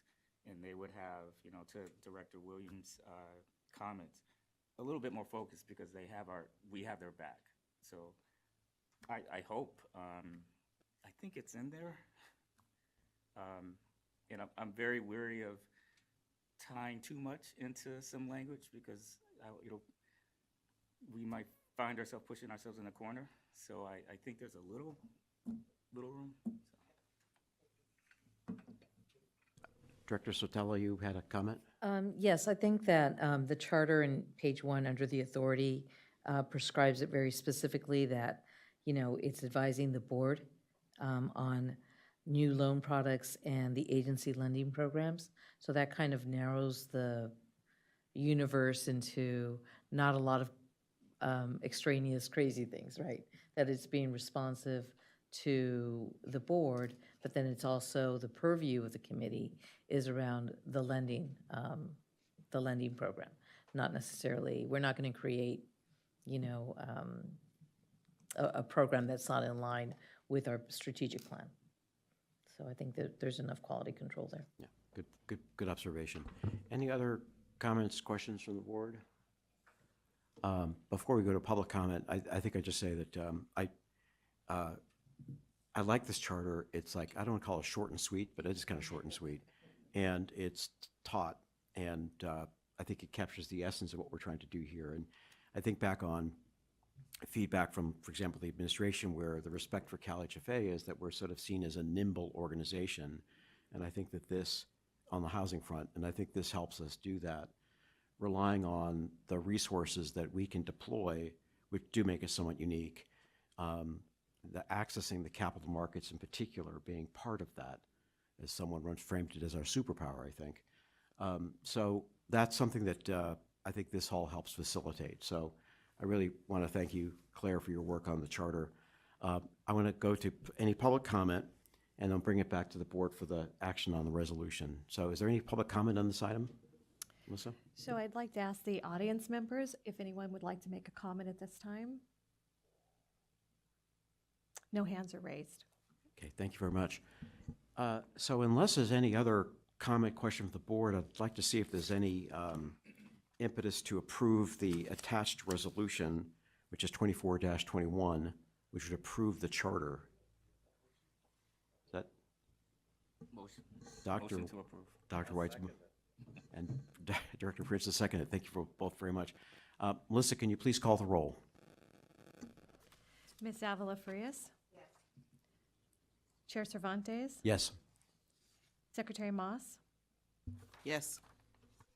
Ms. Wyatt? Yes. Mr. Prince? Very much so. Mr. Russell? Aye. Mr. Fiegels? Yes. Ms. Sotelo? Yes. Mr. Olmsted? Yes. Dr. White? Yes. Mr. Williams? Yes. Resolution 24-21 is approved. Great. Thank you very much. We will now move on to agenda item 6. It's a single-family bond authorization. Erwin Tam, our Director of Finance, will lead the charge on this. And I think we have a guest star, Albert Long. I will make an observation. I think I've counted 3 investment bankers in the audience. I know. So from my old life, I know that you, as an organization, public organization, you start to rate when you get 3 bankers in the room. And Albert, it's good to see you again. Erwin, please take it away. Thank you, Chair Cervantes. There's good things come in threes, and I will also say that I will be here for the next 3 agenda items. So for the next 17 and a half hours, I will be here to entertain you and the rest of the board. When I first thought about these 3 agenda items, I was trying to create a grand unified theory of what we're actually going to present to the board today. So maybe it's the 10 pounds of butter that are sitting in my refrigerator, or the potluck that we had in fiscal services yesterday. But what I've come up with is appetizer, main course, and desserts. Those are our next 3 agenda items. So the first one is our single-family bond resolution, and it's an amendment, and this is sort of an appetizer. It's allowing us to create a process and issue bonds for the establishment of a new single-family program. Well, then we're going to turn to the main course, which is the strategic plan review from the prior fiscal year and the first quarter of this fiscal year, strategic plan and operating budget, essentially what we do as an agency as the main course. And for dessert, we're going to have a good story to tell about our bond issuance, and we're going to put the cherry on top of that. So without further ado, agenda item 6 is an amendment to the single-family bond resolution. In March 2024, the Board of Directors approved a single-family bond resolution authorizing the agency to issue taxable bonds to finance first mortgages for low and moderate income homebuyers. During the board workshop in March and in the New Opportunities Committee meetings in July and August, members of this board discussed a new bond finance down payment assistance program. The concept is to offer a new lending product that will offer up to 6% down payment assistance. This resolution is being presented today. The resolution being presented today is authorizing the agency to expand its eligible purpose for issuing bonds to include funding down payment assistance. The agency continues to develop the underlying program and is anticipating a potential launch in early 2025. As the board understands, The issuance of bonds to finance a new program is subject to prevailing market forces outside of the agency's direct control, both on the bond issuance side, which include the agency's cost and capital, and the housing market side, the supply and demand for single-family homes in the state of California. I'm joined today by Albert from RBC Capital Markets to provide additional information as to the current market environment.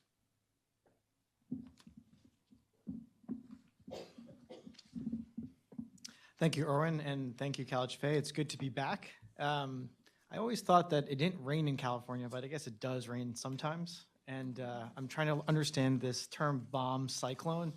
So maybe someone could educate me about that before my flight tomorrow, if it does take off. But again, it's great to be back, and just a shout out to Director Johnson Hall. It's been a pleasure to work with you. I will miss you as well. It's been great. But I, do work in LA too, so I'm sure we'll cross paths down there as well. I think they maybe need a little bit more rain down there too. So anyways, for context, for what Erwin just talked about, I want to give you a little bit of just background in single family and what has happened in the last several years, and why we sort of got to this point of this down payment assistance bond funded program that we've been developing. So it's not a surprise, to many people in this room, especially in this industry, that mortgage rates are now at record highs, right? Mortgage rates, with the Fed adjusting rates to combat inflation, we're seeing rates at, 6.50, 7%, 6 and 7/8 most recently, right? And that's put a lot of pressure on the borrower, right? Given really just 3 years ago, rates were at like 3%. So it's been a challenging environment for a first-time home buyer to really acquire a mortgage and to buy a first-time home. On top of that, what I put on the graph for everyone to see here is that a decade's worth of CalHFA mortgage sizes, right? So in 2014, just for context, a CalHFA mortgage was about $200,000, right? And it's not a surprise that, the mortgage size has grown over time as house prices have increased. But, you're talking about now in 2023, the average mortgage is about $400,000, right? So basically double a decade ago, where a mortgage size was for the agency. And I bet you this is, up to 2023. In 2024, we've exceeded $400,000. So for a borrower today trying to find a home, there are, obviously a couple of challenges, right? You're borrowing at arguably the largest size of a mortgage you've ever borrowed relative to history. You're borrowing at the highest cost of funds in the last 20 years. And this is in addition to, home insurance, right? Which, given climate change and forest fires and the like, insurances have gone up, and just general inflation, right? The cost of living has gone up as well. And so, there are a lot of factors really, or obstacles preventing a homeowner to buying a home these days. And so, what can CalHFA do, right, in its tools and toolboxes to be able to help this borrower kind of get over that hurdle? So next page, please. CalHFA hasn't been sitting still. There's been a couple of programs that the agency offers currently to help borrowers. And most recently, as everyone knows in this room, Dream for All has been an incredible success, right? And it's a very unique program the way it's designed to share the appreciation of the borrower. But on top of that, obviously there's the ZIP program, right? The zero interest program, as well as the My Home product. And what CalHFA is now developing, what is currently marketed as My Access, is a new program that is mirrored to the My Home product. So unlike Dream for All and ZIP, My Home is a 30-year mortgage, 30-year amortizing, non-amortizing, 1% loan, and subordinate to the first mortgage.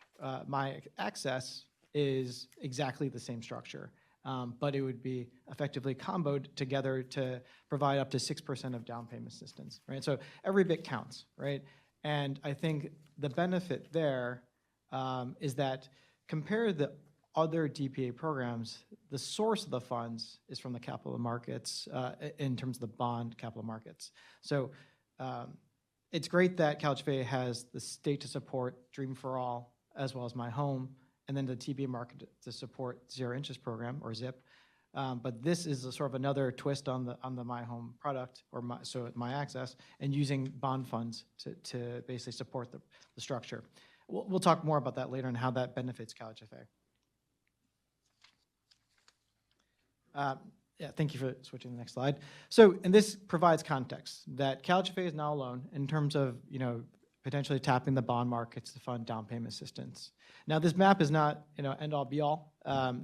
There are definitely state HFAs that sort of do both. But what I try to bucket here is that, which HFAs across the nation use bond funds to finance down payment assistance, which ones use state funds, and which ones, are not actively issuing bonds currently. Overall, you'll see that in this map is that over the last 2 years or so, call it, HFAs have effectively switched from financing down payment assistance with TBA or TBA sales to financing it through the bond markets. And now, again, it's not mutually exclusive. There are still some HFAs that do both. But now this sort of opened a new spigot to finance or at least continue their single-family production through bond financing the down payment assistance. So we're really seeing a dramatic shift of HFAs leveraging this strategy to continue to support the programs. And I would say, not every HFA is the same, but I would say that at least the HFAs that I cover, 95% of the production is production that's associated, their first mortgages are associated with down payment assistance. So, there's obviously there's a mortgage without down payment assistance and a mortgage with down payment assistance, and obviously there's a differential in rate. Usually, most of the buyers go for the mortgage with a higher rate because it has down payment assistance, and those programs are the ones that are usually bond funded. Next page, please. So, how does that, that's great, that benefits the borrower, but how does that benefit the agency as well, right? And so, what I want to highlight here is that, CalHFA is already on the path of building a more resilient balance sheet that's diverse in its income stream from the past, right? With the 23A multifamily deal and now the most recently 24A successfully sold multifamily deal, CalHFA is now starting to put loans on its balance sheet and earning, net interest spread, right? And that's annuitized income in our speak. And obviously the other green boxes, TBA execution, condo execution, and servicing and multifamily, those are already revenue sources for CalHFA, right? Nothing different there. I think really now it's about turning that bond financing box in single family on, right? So much of the income generated by CalHFA was through TBA sales in the last couple of years, and it's been, highly profitable and successful and able to leverage that in different ways. And that's also the case for other HFAs. But I think, given the market dynamics now, where the rate environment is now, it makes sense to also turn on the engine for, bond financing single family. And yes, we're financing down payment assistance through bonds, but again, we're also financing the first mortgage associated with the down payment assistance through bonds as well, right? So now CalHFA can put, CalHFA single-family mortgages through the form of mortgage-backed securities onto its balance sheet and earn annuitized income. And, quite frankly, that's probably the majority of CalHFA's activity is through single-family, right? And so this can be a much larger percentage of the on-balance sheet income that CalHFA can, capitalize on by leveraging really the My Access program. So, long story short on this presentation is that, it's fantastic that CalHFA is now exploring the down payment assistance program via bond financing, right? I think that becomes a real big benefit for the borrower because obviously they're getting down payment assistance up to 6%. And then from the HFA's perspective, the CalHFA's perspective is that now you're going to also earn annuitized income on the balance sheet, right? And so you'll be less susceptible to market swings, right? And again, we're not saying that you turn off TBA to do bonds. It's just another tool in the toolbox so that when the market environment does shift, you can pivot between the two products. And again, that's very similar to what other of your peers are starting to do now, just given how the market has changed so quickly in the last couple of years.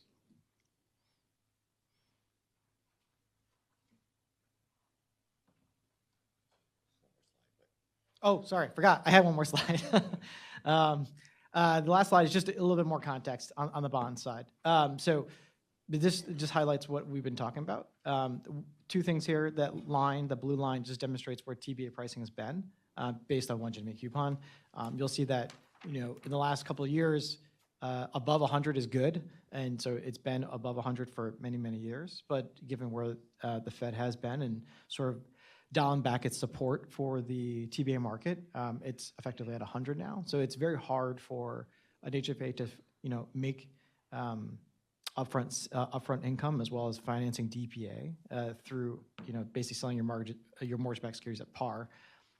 So what you've seen is, effectively inverse correlation between bonds issuance and TBA prices. And so you'll see that, just this year alone will be around $24 billion of bonds, single-family bonds being issued by, different various HFAs, easily breaking last year's record and, quite frankly, breaking the record from 2007, which was, I think, around 23 billion. So, HFAs have really pivoted from using TBA to doing bonds to finance the production. And so, we look forward to helping CalHFA on that front. So thank you both very much. So just to set the context, as I understand it, we did approve the single-family bond resolution back in March, which was the day we had the workshop. And so as those ideas percolated with the New Opportunities Committee and sort of discussion at the board, this notion of down payment assistance through bonds sort of kind of floated up. So we haven't done any single-family bonds under this resolution we approved in March, as I recollect. No. So basically, it's a chance to say, well, if we could tweak the resolution, we can create an opportunity to have this sort of down payment assistance, enhanced down payment assistance, I should say, using the bond market, which is, again, our unique power, to sort of further home ownership. So that's the concept here, as I understand it. Very well put, yes. Yeah. So I'd like to sort of see if there's any questions, comments from the board on this topic or on the resolution itself. So I'm looking at Director Sotelo. So I just had a quick question, and I think your last slide really addressed the question for me regarding the pricing between the TBA and the bonds and why we're pivoting from a pricing standpoint and an economic benefit to CalHFA. There's nothing in this resolution that would preclude us from switching back to TBA should we need to, or should the market adjust? So the board is asked every March to approve of both a non-bond and a bond financing resolutions for single-family programs. So the non-bond single-family financing resolution includes our current TBA execution. This is the bond side. So yes, that will both avenues will still remain in effect. Yes. Okay. And then one issue that for me is it's tied to home ownership and increasing home ownership rates, but it's not necessarily specific to the first-time home buyer or, the down payment assistance program.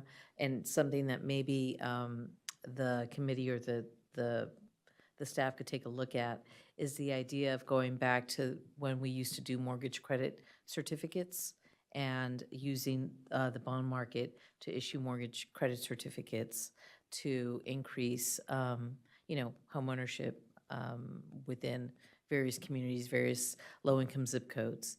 And then one of the other programs that I know that other HFAs are starting to do, and which we used to do here in California, mostly through HCD, was the bond programs that would assist developers in developing single-family homes or condominium developments, where the state would, through CalHome, I believe, would issue a loan to the developer, and then that loan was basically taken out and repaid through mortgages for qualifying home buyers. So basically, you provided a construction loan, which then was taken out and rolled over to individual home buyers. And, that was an interesting program. And from a bond perspective, that pricing would be beneficial on the developer side, as well as, our loan product type to be able to access or to give access to developers for construction. And goes, I think, to Stephen, to your point, which is this is a production problem, not necessarily just a affordability problem. Thank you. That's a good comment. I think Erwin, you had a comment on that? Yeah, just on the first point there. The program, since it is in conjunction with the agency's existing My Home program, will have the same parameters in terms of first-time home buyers. It's basically adding on a subordinate loan on top of the existing My Home. So Yeah. if you qualify for that, you need to qualify for that piece also to do this My Access program. Right. And the two other programs were not necessarily relevant to this, but, you know, I thought I'd bring them up. Understood. And I appreciate you bringing them up. I think we might have kicked those around at the workshop, but that may be something else to chew on as well. Thank you, Director Sotelo. Director Russell? Yes, so thank you, Director Sotelo, for those comments. I just would reiterate those. I think, you know, this is, I talked earlier about choosing winners, and there's a significant factor in there about choosing between sometimes a family and a private equity firm who is bidding on a house. And so could you comment on the nimbleness? Like, because I think this is one of the things where we have always been a stellar organization, is being able to pre-qualify when necessary, and do other activities to make sure that we are enabling families to compete against private equity investors who are trying to purchase these same homes. Could you comment on that? Sure. I think it's working, you know, obviously in conjunction, led by our single family programs division. It's our job as an agency to kind of keep as much products available to potential borrowers on the shelf. And this translates again into single family programs and multifamily programs. We can't, you know, we're offering products. We would like people to choose off, you know, from the shelves, and we want to keep our shelves fully stocked. Again, that goes down to, I'm going off topic here, but, you know, bond recycling, right? We keep a recycled line there to make sure that developers have access to a recycled bond volume. And this actually, again, on the single family program side, allows another option to potential borrowers to enter homeownership. And so, you know, I think that's, again, the financial goals of the agency. Again, keeping the shelf stock, keeping new products available for first-time homebuyers and for affordable housing developments. Okay. Thank you. Other comments at our Executive Director, Tina Johnson-Hall. I was trying to hold it in, but I can't leave without saying that one of the things that we had always hoped to be able to do is to revisit some of the capacity building efforts within the areas of single family and multifamily. Just going back historically to the things that we had done in the past that for whatever reason, whether it's market volatility or changes in the market environment, we needed to switch gears. What I like about being an HFA is that we do have the ability to use our secret sauce to turn up the volume or turn down the volume as needed to respond to market needs. I can't say it any better than what I heard Erwin say. The way that we combat challenges, especially in the home ownership field, is to have as many products available to borrowers as possible so that they could actually participate in this very funky environment here in the state of California. And so when Erwin came up with these ideas, and I do have to give him credit for this, the whole idea was us looking at who our borrower was and what are the tools, what's lacking in the market, and how can we do that.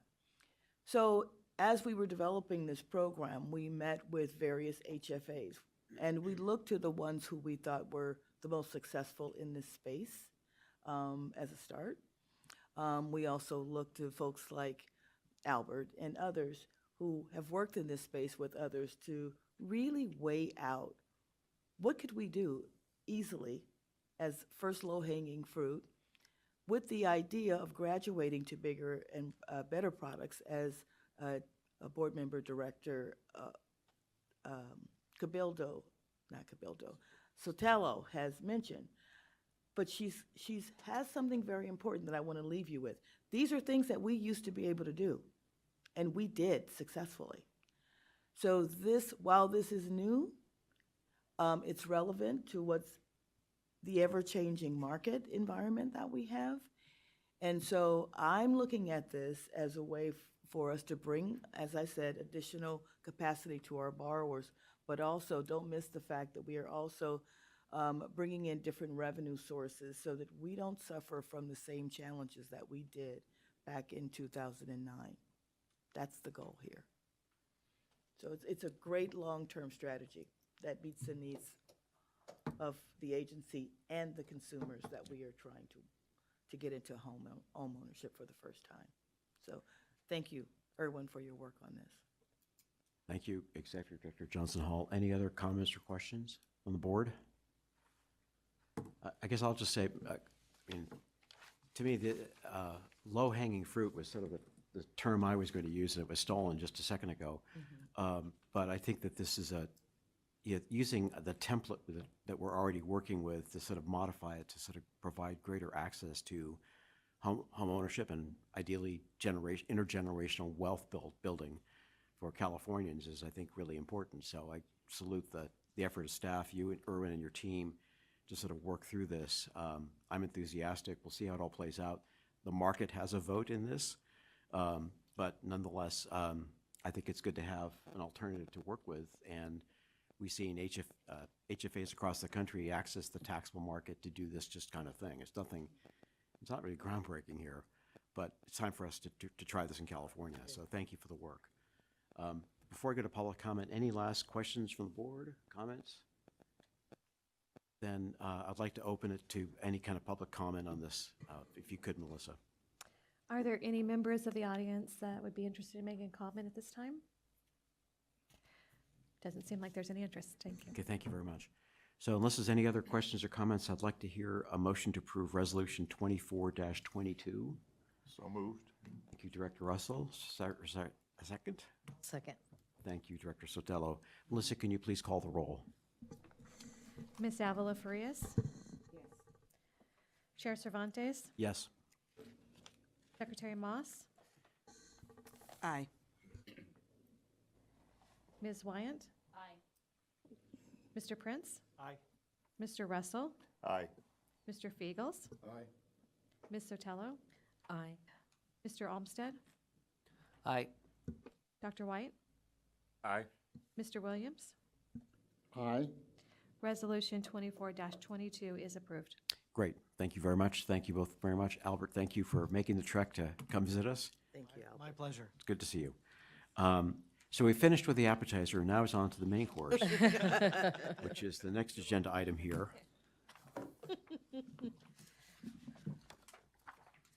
Still good morning for another 8 minutes. So good morning, Rebecca Franklin, Acting Chief Deputy Director for CalHFA.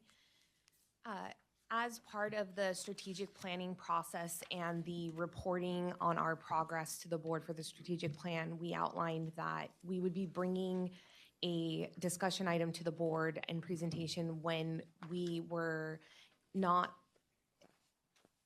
only in an exception reporting basis. So sometimes, best laid plans and intentions, and we sometimes don't hit the mark, and that's okay. And we want to make sure that we are accountable and transparent to the board, not only from the performance point of view, but also what we're doing to kind of right the ship or, get back on track. So through a long series of events, we were unable to come to the board with our end of year last fiscal year, so our Q4.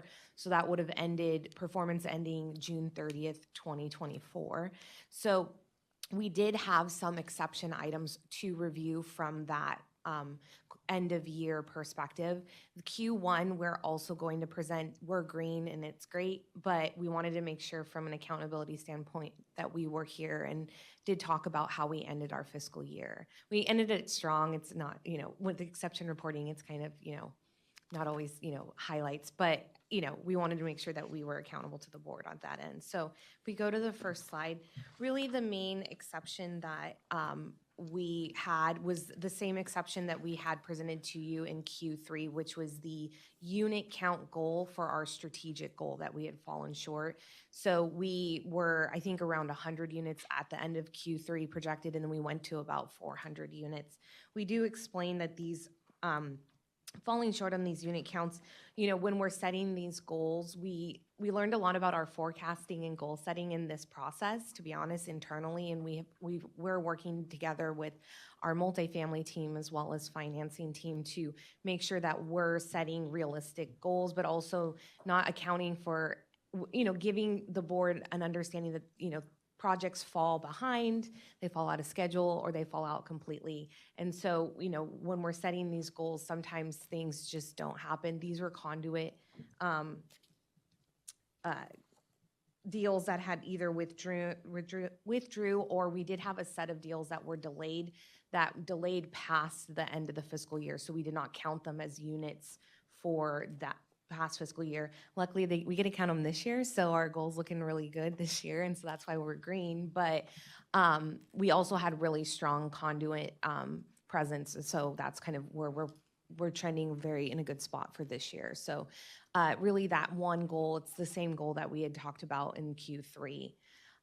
Other than that, as far as exceptions, we did have two of our strategic objectives go into a yellow status. It was the same in Q3 for, if you go next slide, the recycled bonds, the utilization of that. So we did also talk about that in Q3. We are deploying a variety of tactics. So we internally obviously set different benchmarks for ourselves and forecast our performance based on that. So when we talk about not meeting the recycled bond goal of utilization of recycled bonds, that's kind of the internal benchmarks that we're drawing from. We are working with our financing department, specifically our lovely director of financing, to interface with broker dealers and really get the amount that we have available when they're putting together their capital stacks, when they're forming their own deals. We want that number to be present in their mind and that option to there. So we're trying to be very forthcoming in that marketplace and kind of insert ourselves a little bit more strongly at that end. We also are looking to sign more MOUs with different localities.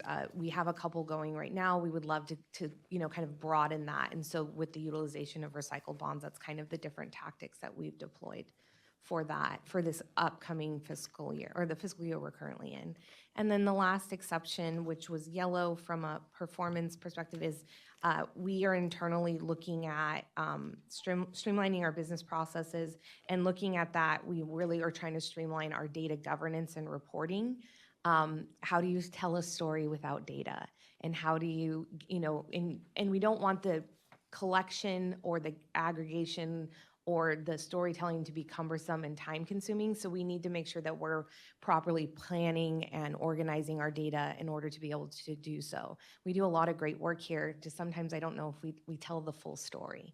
And data really helps that. And so also from a fraud, from a control, from a financial perspective, as we talked about this morning, understanding who owns the data, who should have access to the data, all of those governance items are essential to ensure that not only do we tell a good story, we tell an accurate story, and our business is running efficiently. So what we have done is we are working with or through the Office of Data Innovation, another state entity, and we actually joined a program with them where they're coming in and providing a free consultative service. So that getting accepted into that program, it took a little bit longer. So timing-wise, we felt like we were a little bit off. That's why that was marked yellow at the end of this fiscal year. We've actually kicked that off. We're already in flight with that, so it's gone back to green. But at that moment in time last fiscal year, we wanted to be transparent that the timeline was pushing it a little bit.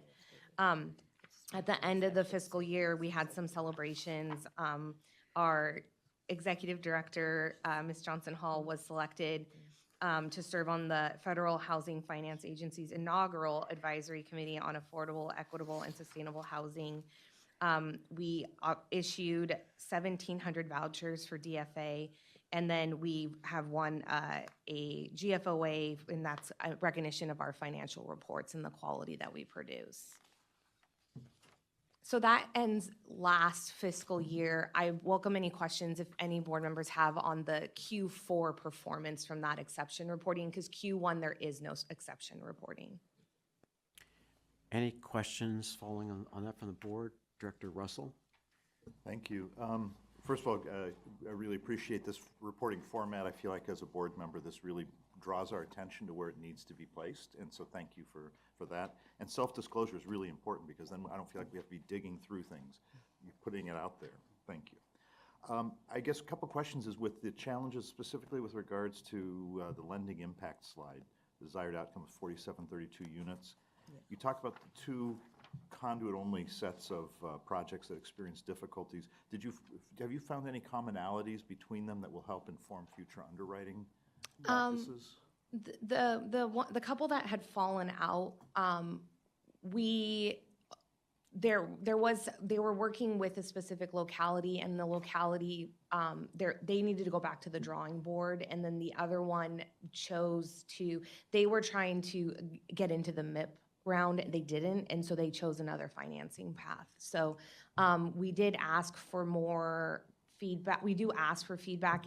Sometimes when they're dropping out, they're not really wanting to discuss it with us all the way. So there wasn't necessarily commonality in that. I think the lesson learned from a root cause was when we were setting these goals, we were setting with like every single unit we possibly had in a pipeline was going to come into fruition, and that's not reality. And so when we're setting expectations with the board, with the public of what our production is going to look like, we need to look at, or we can set those goals, this is what we have in our pipeline, but then we need to make sure that we're upfront with the board that, things do happen, some within our control and some without. Okay. And then the MOUs with localities, I'm intrigued by if there's assistance. I mean, what are the mechanisms by which we can engage more of those localities? And is there a role even for board members in helping do that? Sure. Again, we have 2 existing MOUs right now. I think part of it is on both supply and demand, right? And I think our strategic plan, one of our remedies is we need more uses. So I think that the MOUs will sort of help on both sides, but until we sort of get out there, change our term sheets to encourage developers and to look at recycle bonds as a viable financing alternative that they want to use, additional supply may not be that helpful for us. But that being said, I'm out there, prospecting, almost every day, trying to, again, drive more business to the agency for the use of our recycle bonds. So if anybody's listening on, at home, our shelves are stocked. Please come talk to us. We can either, I think our multifamily division is more than happy to entertain calls, for additional uses of our recycle bonds. But again, we are looking for those right opportunities to increase supply. But it's kind of 2 sides of an issue. If we have supply and no takers, that's not a great outcome for the agency itself. Okay. Well, thank you. And I will say, we've said several times that our secret sauce is access to capital markets. I would say that our secret sauce is this team. You do a remarkable job with the resources we have, and thank you for that. Agreed. Well said. Thank you. Director Sotelo? Thank you very much. I think that I agree with Director with what's been said in terms of how our evaluation and how the format of your evaluation is very helpful. The chart that you have on page 44 of the package is also very helpful for me because it does show what was projected in terms of the goal and what the actual production was. So with regard to the, I guess overall, since we've had such a drastic difference between what the goal is and what the actual production is, are we realigning our goals for this upcoming year based on that, based on that discrepancy? I mean, it's just a pretty drastic difference, right? So I don't want the projections for this next fiscal year to come up with the same issue and come up with the same problem. So what process are we going through from a staff standpoint to better align the goals? So we did have that conversation at the end of the fiscal year internally, and because the goal, so first, the volume and the revenue goals were hit. So I think if we wouldn't have hit those goals, we would have been more compelled to come to the board sooner. And while our mission is to produce units, and then while we need revenue, that is why we're here sitting at this table at the end of the day. And so it is important, and I'm not trying to articulate that it wasn't a very important number for us. We felt like, because also there were 3 deals that closed after the fiscal year, we took a look at the pipeline and we felt like there was a possibility that we could hit the number again. And we wanted to, we have a new amazing multifamily director coming on board. We are energized and centered on trying to meet these goals. And it is a balance of, you want a goal that is obtainable and realistic, but we also don't want to set this bar so low it's just a given. And so we had this internal conversation. What we decided was we didn't want to come to the board and ask for a realignment of the goals at this point. We wanted to do the first half of this fiscal year and do our best and with this focus, with this energy. We had a lot of talks of how we could increase our flexibility with the next MIP round, being more agile. If a deal fell out, could we put something back in? How can we build that into the system?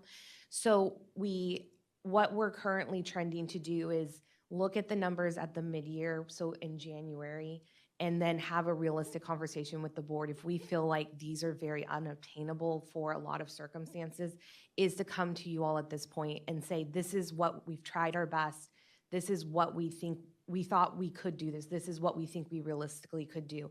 And then at that time, the board could choose to change the goal, or we could be transparent and say, we're not going to hit this goal, but we're going to continue to work hard in that performance. And the numbers will be at the end of the year what they are. And so that would be a decision of the board, obviously. And you guys could choose to realign the goal based on, what we present as far as root cause and market conditions and forecasting. Or we could say, this was the goal and we're going to ride this goal out. But we all know we're just going to be transparent when we don't hit the goal. So that would be something brought at the mid-year. Yeah.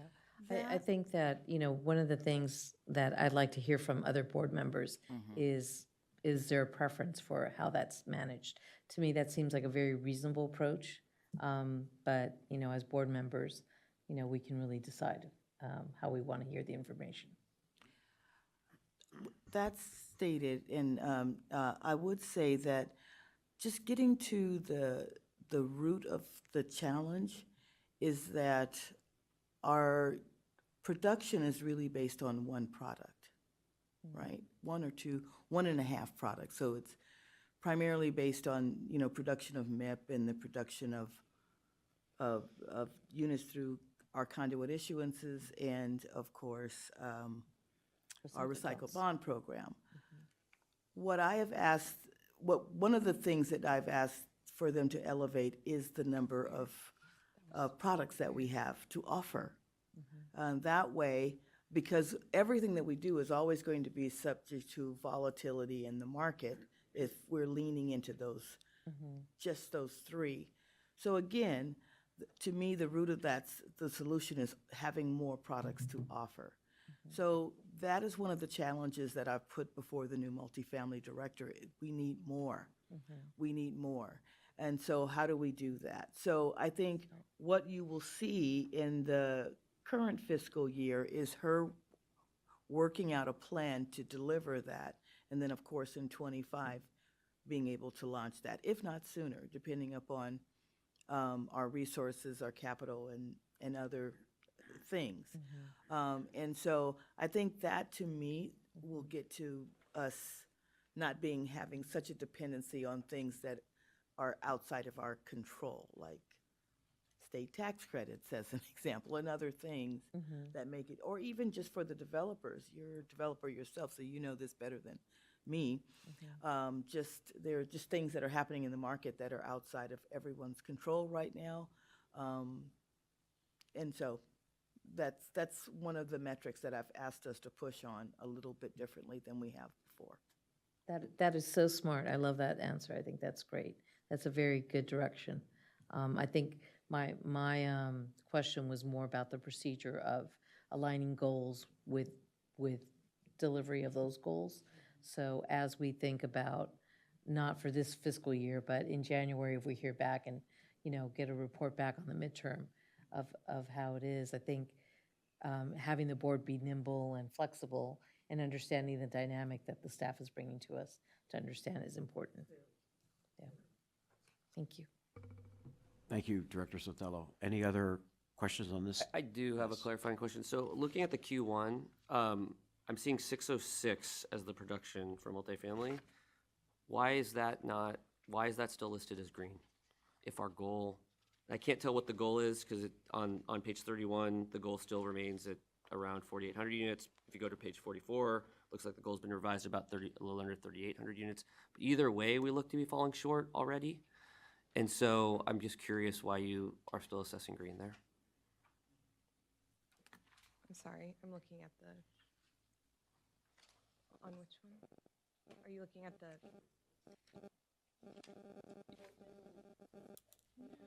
Yeah, so I see, well, one, I'm not sure if this is labeled correct because I see it as Q4, but we're assessing green for Q1 in this fiscal year on multifamily unit production.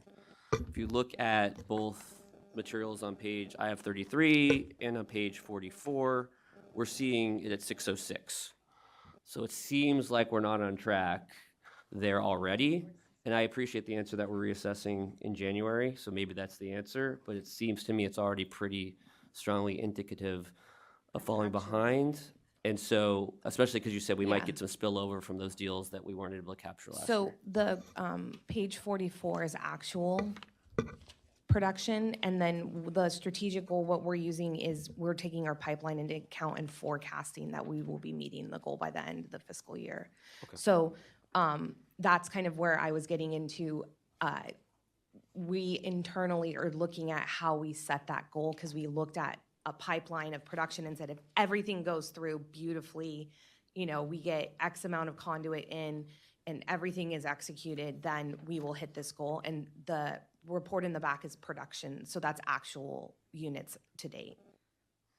Okay, I mean, you're expecting some different jumps in cores, it seems, and mid-year is a good time to assess that. But I think if you're still right in the actual at this level in January, I think it would be cause for some discussion at the board level. Yeah, so if you, it's the same thing if you look at our financial summary for the first quarter, you'll see that multifamily revenues it's incredibly lumpy. So, you know, it's not a straight line across the board through a fiscal year. So, you know, we have, what is it? You know, $1 million, $1.4 million in lending fees, and we're projecting to end the year at $9.5 million in lending fees. So it's not linear at all. But at the end of the year, we're still projecting to hit our revenue targets. And I think that sort of dovetails into our ability to hit our unit targets and volume targets as well.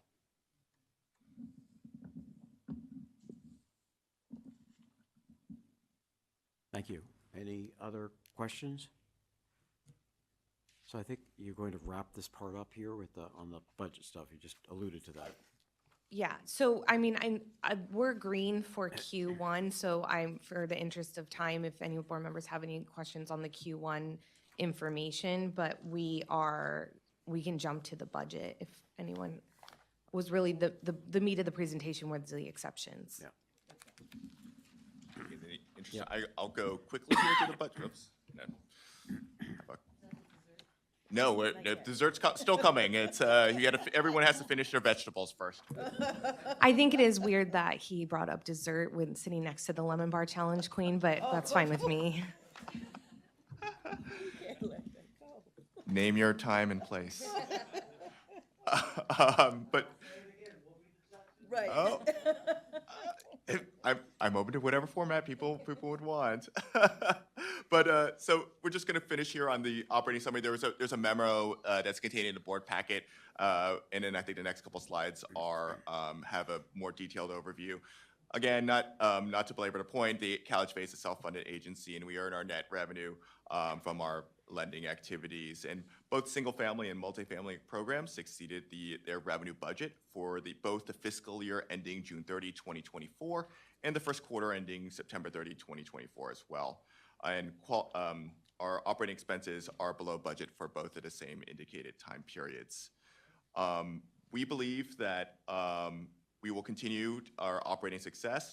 What we need to do in this fiscal year is invest in new program development, improve new product development, while continuing to control our operating expenditures. And to that end, our budget assistance team, which is led by our budget officer and our personnel officer at CalHFA, including members of the administration, fiscal services, financing, ERM, and general counsel divisions, will continue to develop a new budget process for this upcoming fiscal year.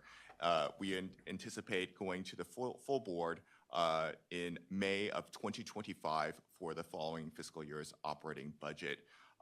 That's my pretty high-level summary of the operating results for the fiscal year and the quarter ending September 30th. Open to any questions from members of the board. So, questions from the board? Director Russell?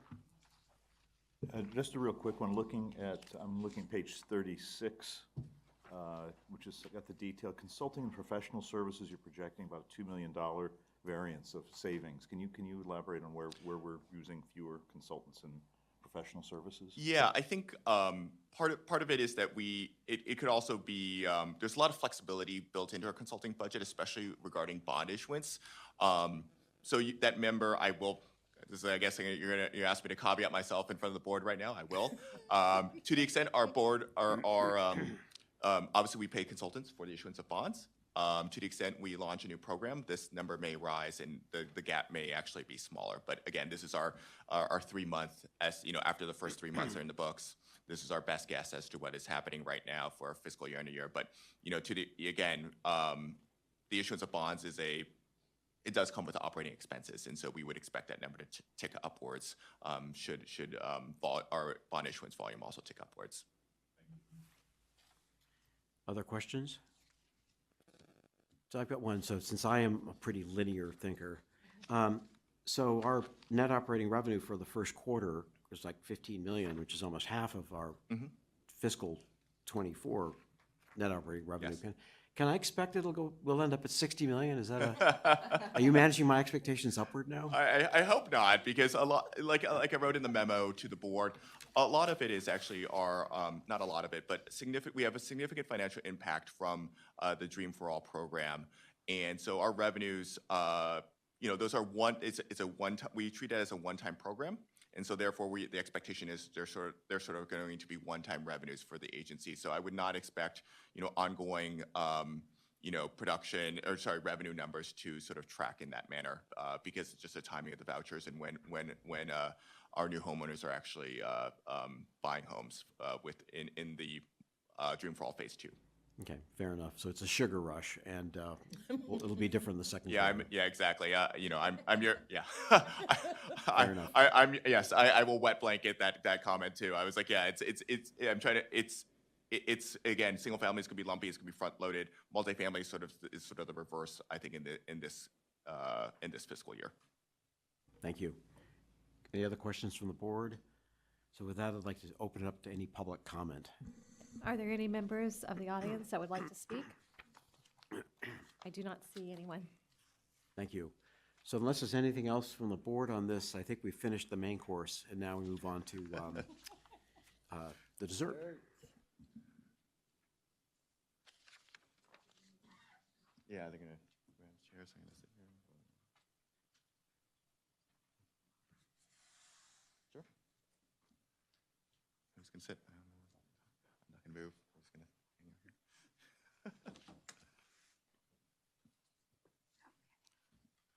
All right. Please. Sure. Welcome to dessert. The multifamily revenue bond report. So the board approved the investment and debt management policy in 2022, and it requires a written report to the board after every bond sale.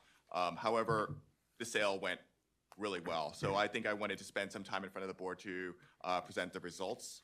Let's just cut to the chase. Lowest spread to the benchmark index, lower than every other housing revenue bond issued by any other HFA this year. So, Well done. and I think that comes with 3 endorsements, right? So this is my read on the situation. 1, it's endorsement of the strong leadership of this board and of the senior management team of CalHFA. Second, it's an endorsement of the financial strength of CalHFA. As you know, and I think Director Williams mentioned in the last board meeting, our issuer credit rating has never been stronger. And third, I think it's an endorsement of the additional disclosure efforts by CalHFA involving its second-party opinion. As noted in the memo, these bonds are labeled sustainable, which contains both green and social bond aspects. I want to acknowledge other team members here, not sitting at the table today, of this historic results. It takes a village to issue a bond. Office of General Counsel, obviously our multifamily division, who's originates the loans that were financed by this bond issue, fiscal services, and our financing divisions. We live with these bonds for 40 years, so it's really important to get this right. I also want to acknowledge the State Treasurer's Office as agent of sale in this historical result. I'm joined today, so the senior managers of this deal the senior leadership team of the deal for the banking team was Morgan Stanley, RBC Capital Markets, and Ramirez & Company. I'm joined by members today who will walk you through the finer details of this bond sale.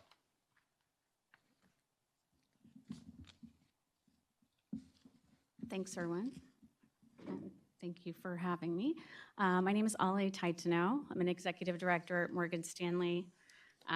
Very happy to be here. I'm here with my colleague, Rachel Sanchez, also from Morgan Stanley, and Robin Redford from Ramirez & Company, who was a senior co-manager on the transaction. And I know Albert's in the room.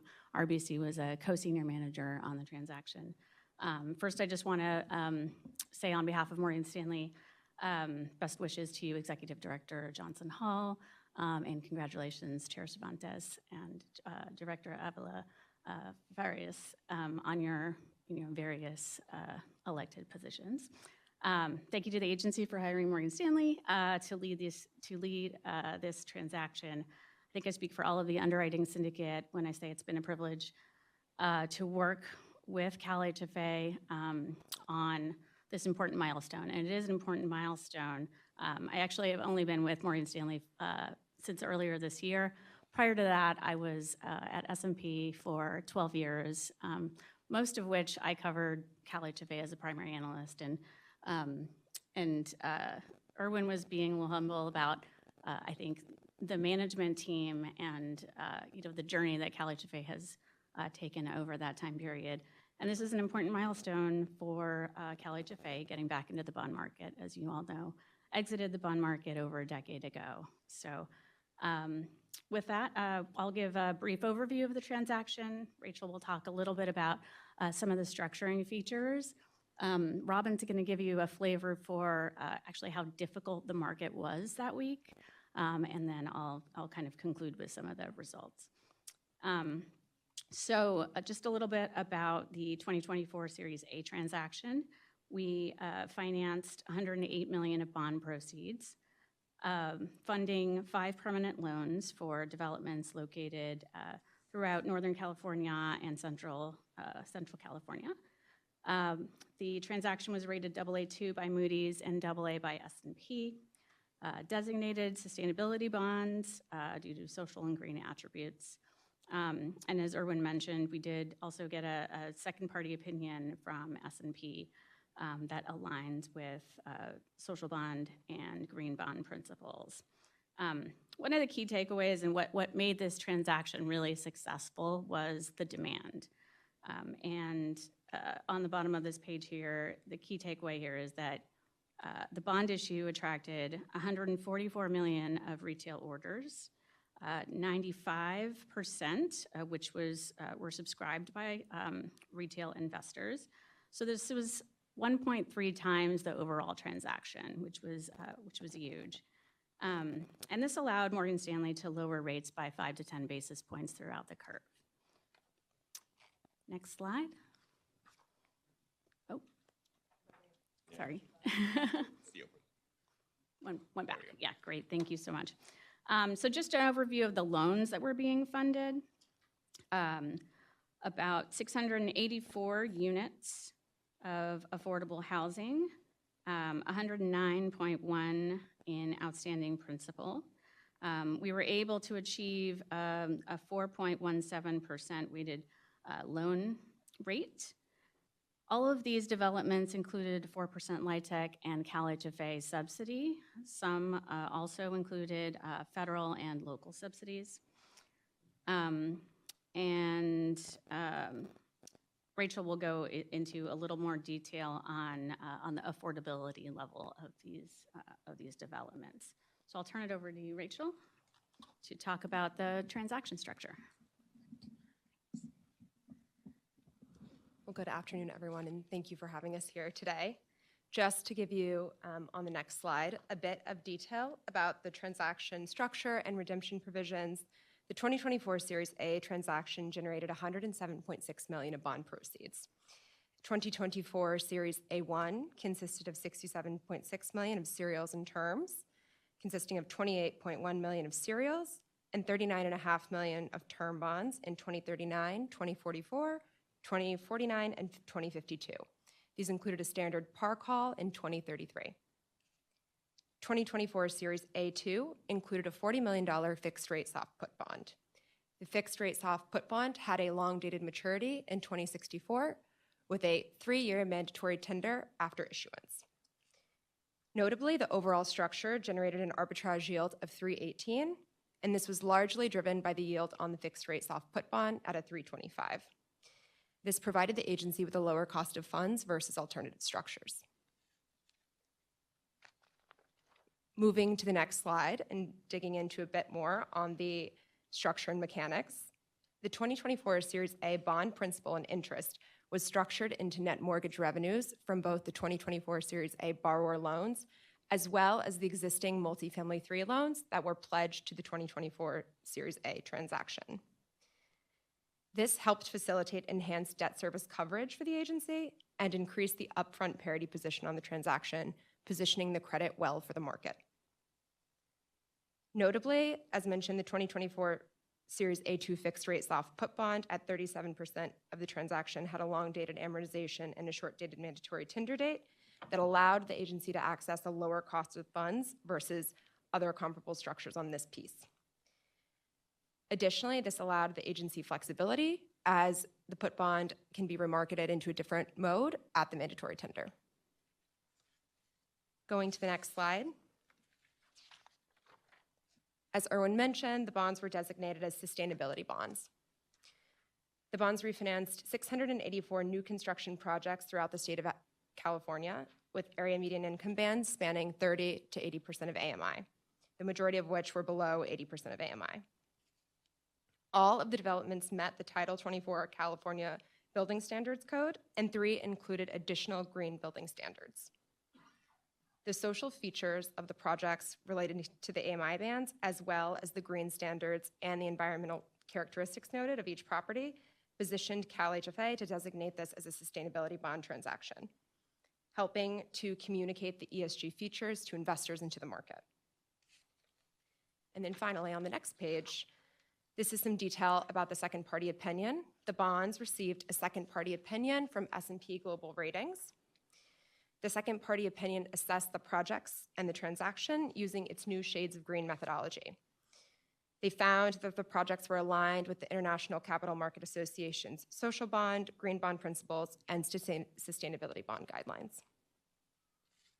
I'll now turn it over to Robin to talk a bit more about what was going on in the market that week.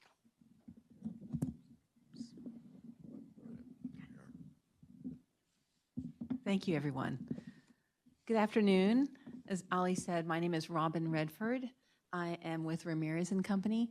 My colleagues Lori Palacios and Carlos Montoya are part of our team, and we are just delighted to be invited to be part of this presentation with Morgan Stanley. So thank you for having us. On pages 8 and 9, we give you a bit of market context leading to pricing. In brief, issuance of housing bonds as of October 2024 was higher by 24% as compared to the same time in 2023. Albert touched on this earlier. The week of pricing, 5 other state HFAs also had pricings with a total volume of $1 billion. In California, the supply was a modest $1.8 billion, with CalHFA and Cerritos CCD being the deals of size in the overall national calendar of $14 billion. And new issues in housing had mostly been orderly, but the heavy clip of supply in this week faced some outsized interest rate volatility, which does add complexity and marketing challenges, as we alluded to, and we'll discuss that again on the next page. It's important to note, though, that CalHFA, coming earlier in the week than those others listed onto the right top corner, was very helpful given where rates were going to go. So on page 9, next page, please. Okay, thank you. we show that the week leading up to pricing saw no changes in our municipal benchmark, known as MMD, short for municipal market data. Whereas the Monday of our pricing week, MMD rose 5 basis points, then another 7 basis points. And as you can see in the bottom, the spike on Wednesday represented a very large spike, in fact, the single largest one-day spike all year, before subsiding again Thursday and Friday. And as will be described later on, the strategic management of the pricing itself, the pricing process, the excellent market reception that was alluded to as well, and the timing just happening before Wednesday. You can see in the upper right corner, we got in right before that spike. Were very, very important to CalHFA's success. And I can turn it right back over to Morgan Stanley.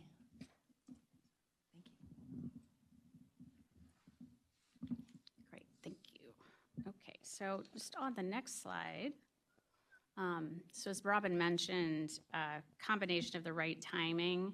I mentioned earlier, very strong retail demand, which I'll get into a little bit more, and structural features of the transaction led to exceptional pricing results for the 2024 Series A bonds.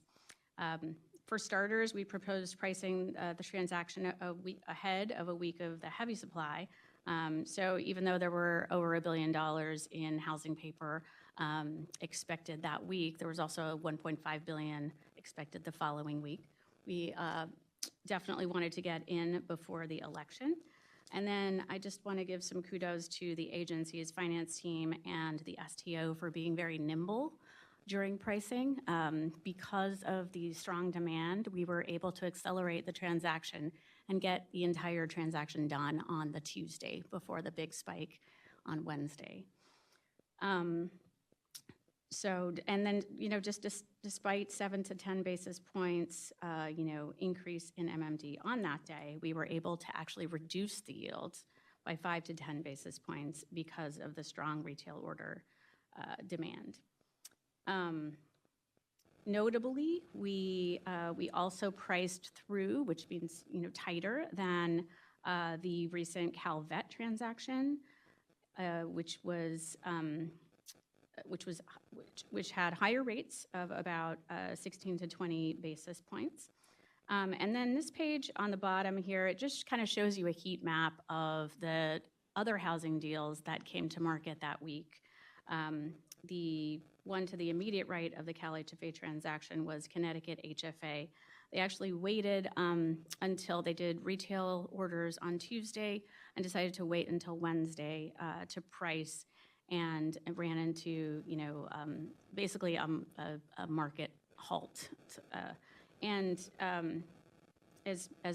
Erwin mentioned, CalHFA's spreads on an average basis were about 40 basis points tighter than the average of all HFA deals for 2024.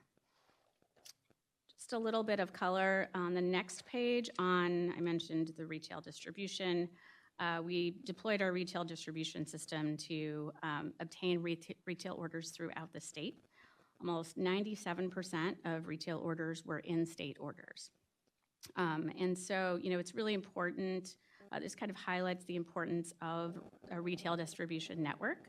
Morgan Stanley has 515 retail offices nationally, but 67 of those are in the state, managing over $1 trillion of assets. Total retail orders in state were 139.3 million out of 144 million total retail orders overall. And 45% of allotments went to these orders. 63.2 million of these orders were allotted. So 59% of the entire transaction is actually owned by California in-state retail investors. And then just a little bit on the last page, I talked about the overall demand. The entire deal was 2.5 times oversubscribed, which was pretty amazing given the market that we've encountered. About 60% of the allotments were, went retail, 40% institutional. And it was just you know, kind of an amazing result. I think Irwin was getting comments that, that it almost looked like an outlier, you know, compared to all of the other transactions. But it was, yeah, I don't know if you want to sort of wrap up with any concluding remarks? Yeah, I don't Cherry on know. top? Numbers speak for themselves. I don't know, that's sort of the, but yeah, I think this was an outstanding result for the agency. And again, demonstrated since we had so many retail orders, I would say it's California and Californians are very supportive of the agency's efforts in affordable housing, and this is one of the ways they have demonstrated it by essentially investing with us. Thank you all very much. That was a great summary. Really appreciate the way you've laid it all out. I want to see if there's any questions from the board. Looking around. Oh, Director Williams. I don't have a question, but I do just want to acknowledge what we just heard and experienced, and that oftentimes when we hear that we're doing well, it just becomes common. But what we have is very uncommon. And I don't know if you all pay the lottery, but you hit the lottery on the day and the time that you put that out to the market. And as a result of that leadership and that specific judgment, we have a very different and very successful result. So I just want to say thank you for your leadership, for your timing, for your preparation. Issuing these bonds in that market on that week was really challenging. And everybody didn't have the success that we have. And I believe nobody's gonna have the success that we have. So I just, again, I always, just the way that I approach life is that sometimes we fail after working so hard to stop and smell the roses and just pause for a minute to celebrate. And this really is dessert with the cherry on top. So thank you all for your great work and the families and the units that are going to be developed because of your leadership and your perception of how to bring something successfully to the market. Well said, thank you. Any other comments or questions? Director Russell. I just want to echo the statements of my fellow director here that I think it's remarkable what you've been able to do, that the nimbleness we talk about is evident on display here. This quasi-independent role that CalHFA has allows it to be that nimble and free, and I don't want to lose that moment and acknowledge that this was an extraordinary achievement, and it has set up the organization for success for years to come. And it is the result of years of work to get the credit ratings, to demonstrate the nimbleness, the responsiveness to markets. So I can't say enough kind words. I think my fellow director said it better. Right. Any other comments, questions? Well, I do have one thing. First and foremost, I want to thank the two organizations that are represented here. I don't know if it was by accident that they sent all women, but I have to say thank you for being to your organizations for being more inclusive in this space, because you don't. My experience has been over the last 20 years, I have not ever seen 3 women at the table at one time, so congratulations there. I also wanted to just ask a quick question. I did notice that we did multifamily, everybody else was in single family. If you felt that that had anything to do with it, I hadn't noticed that until now, and I will say for the record, my friends at Connecticut were in tears when they read this, and I'm very good friends with the HFA executive director, and they also felt that this was just an incredible. They called to congratulate us, even through their tears. That's how HFAs work together. But they also wanted to know if that had something to do with it. Sure. So just to answer the question about the multifamily versus single family, I think it did come into play a little bit. Investors, you know, are a little more, I won't say hesitant, but there are, you know, concerns about single family prepayments and sort of projecting and predicting when bonds are going to get called out. And so with, you know, with CalHFA's transaction, you know, you don't necessarily have all that prepayment risk that's going to come into play. So that, you know, that also helps, I think, with the marketing. But that's a good observation as well. I don't know if you have Okay. anything to add. So, Director Sotelo. I don't know if this question is appropriate, but given the attention that we got from retailers, is there any way that we can parlay that into something else, programmatically, or kind of a continued response to their appetite? So our multifamily pipeline has, what is it, I don't know what the count is today, but it's over $1 billion to finance over the next 4 years. You know, we're going to be financing, you know, approximately $250 million a year. And I think I'm going to answer sort of a slightly different question, which is, so what is, you know, lower rates, what does that really mean for borrowers? And I think that because we're a perm-only lender, we will see that sort of in our sort of spread calculation in terms of like setting rates for future you know, developments that are sort of coming through the pipeline. Okay. Dr. White. I have a follow-up along the lines of Director Sotelo. I was drawn to the excitement of the retail market, and so my question is really along the lines of Director Sotelo. I don't even know if you could name this folks or give a description of that retail market that shows so much interest. I'd like to hear that. I think, you know, in terms of the retail, it's sort of the two buckets that are in there, right? It's professional retail as well as individual retail. Individual retail investors are essentially what I think people call mom and pop. So somebody would go through their broker, or, you know, I guess everybody does it online now. So you go onto your, you know, online brokerage account, and you can, you know, through one of the senior managers or co-managers in this bond transaction, and you're able to sort of buy at the initial offering price there. Professional retail works in a slightly different way, right? You have a typically SMA account, so you'll have buyers of California-based accounts that sort of support that. So I don't know if that's, you know, if you were looking for additional information from that. Do we have but those what are we consider institutional folks? So.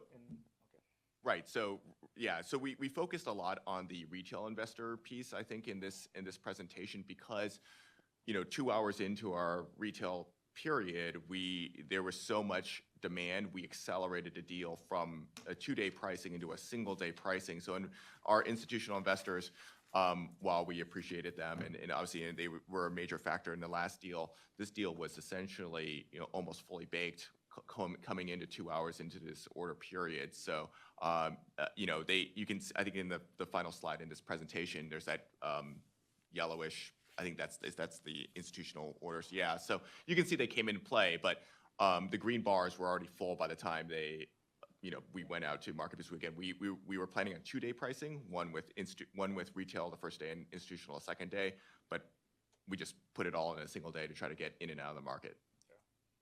And that helped because on Wednesday, the numbers were so radically different. Yeah, I mean, when you have that level of retail demand, it's almost it's almost obvious. Like you needed to kind of pull the trigger, take that level of risk off the table, and get this deal done. Yeah, I love that 59% are from California, and, you know, they understand the green sustainability component. I mean, that's huge. So. So considering on the retail side, the mom and pop investors you talk about, the mom and pop and muni bond investors are the mom and pops you wish you had, because they can afford to buy municipal bonds. But, you know, a couple of thoughts. One, which is this is my old life that you are talking about, and I think you all did a terrific job. I mean, the team from CalHFA, the banking team, and the other players involved, our council and so on. Well done effort. And I do want to also highlight the role of our partner or colleagues, compatriots at the STO, for being able to sort of act in an expeditious way to sort of move this along. Because in the end, timing was everything. There's a bit of luck in this. But to my observations, you made the luck by having such an outstanding retail performance. Mom and pops and asset managers and so on, really, that was the key to this, and well done. I mean, that in my old life, I would have been really proud to show a client these kinds of numbers, so well done. So I think this was the dessert with the cherry on top, very well done. I want to see if there's any public comment on this. Are there any members of the audience that would like to make a comment or ask a question at this time? We have none? So if there are members of the public who are watching this online or whatever, you can also buy bonds on our next go-round. I want to put that out there. Of course, we need a prospectus or an official statement to market them, but, so thank you very much. And we've got the next item on 9 is the informational items. We've got the standard reports in the package. Those are, sure, everyone read those. I'd like to see if there's any questions from the board on those items. Yes, Director Russell. So I have a set of questions about, on page 37 of the report, I'm sorry, page 47, multifamily loan commitments. There are 6 Los Angeles projects by one company, and they all came in at a range of $275K to $312 on a total development cost, and it seems anomalous. I'm just curious if there's something we can learn from those 6 projects. I'm seeing Victoria Avenue down to Ramsgate. And in any case, that's a question I don't need it answered here, but I just want to put on the record that they're doing something remarkable with $275,000 a unit, and I'm curious what it is. I don't know the answer to that. So maybe if that's the answer, I just am curious. We'll make a note to staff to maybe follow up on that point. Appreciate Thank you. that. Thank you. Like, this is the secret sauce question, I think. This is the day of secret sauce. There you go. Any other questions, comments from the board on the agenda items, on the information items? Should we get public comment on this item or just ask for it? So I'd like to see if there's any members of the public who've got a comment or question with respect to the reports. Anyone interested in making a comment? Not at this time.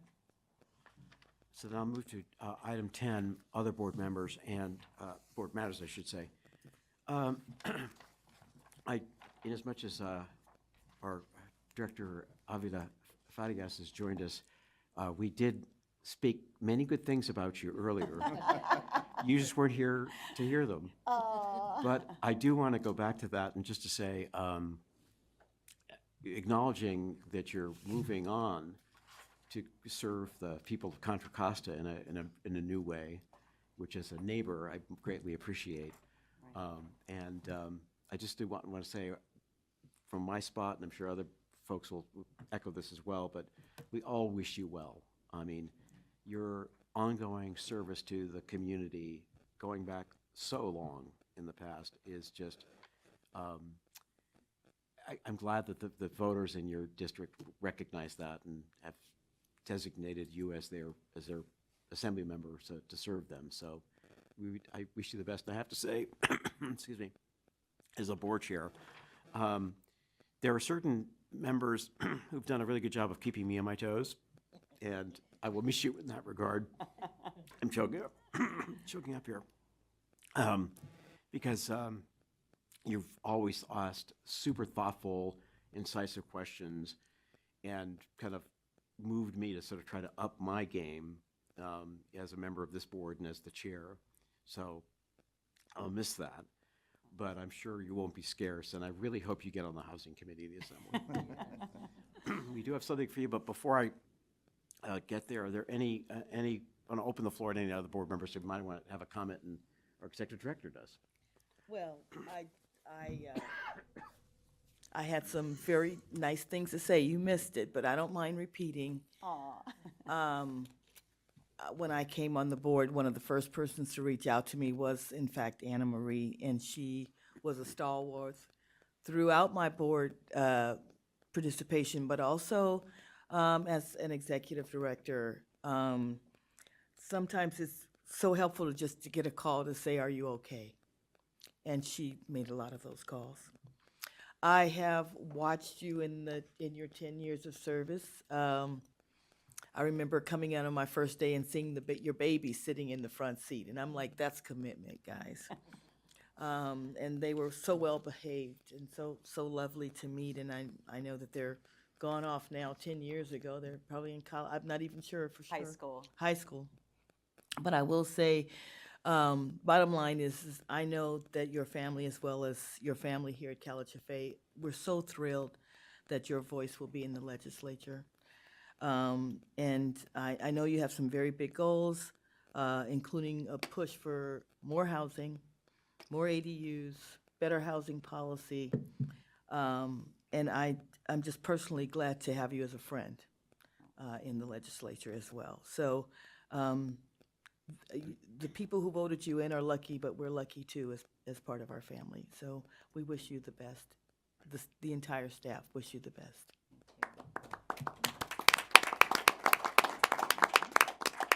And I know we'll have a little lunch after this, so we'll have a chance to catch Well, up. if I may. Yes, Chair. please. Yes. Well, my apologies for my tardiness, but I was flying in from Texas this morning on a leadership training. That being said, you know, it's bittersweet to be departing this board that I've dedicated a decade to, a little bit over a decade, and seen many different faces and some very consistent faces here. It has been one of my favorite boards to serve because of my passion for affordable housing, but most importantly to serve with such talent and commitment from all of you all that I've learned so much from over the past decade. I'm going to miss you, but I'm just down the street, and so and very hopeful that I do get appointed to the Housing Committee, because it will just bring a lot more synergy to this board and still stay connected. I also feel that this is also a board that, yes, I have been in family. It's been in my housing family, and it's been a great space for me and for my community. And beyond serving Contra Costa, the space that I grew up in, I get to serve the whole state of California, as I have here with you all. And so it's a continuation of my public service. Mad respect and admiration for all of you that have dedicated just as much time, or if not more.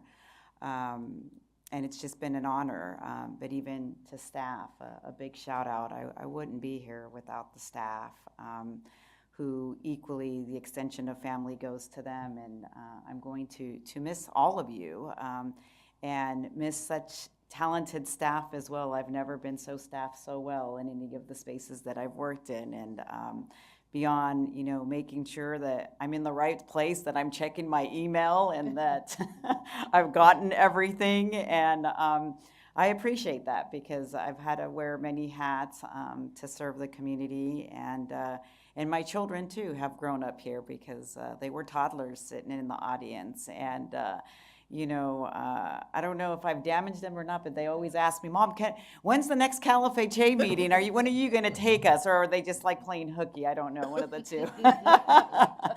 But thank you all. I look forward to being accessible to you all. My swearing in will be December 2nd. I will be sending the invite. You all are welcome. And we will be having a lunch downtown.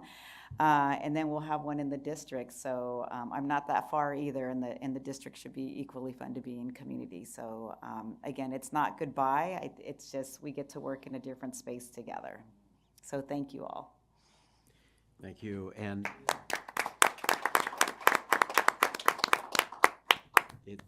we're looking forward to all the great things you're going to do in the Assembly.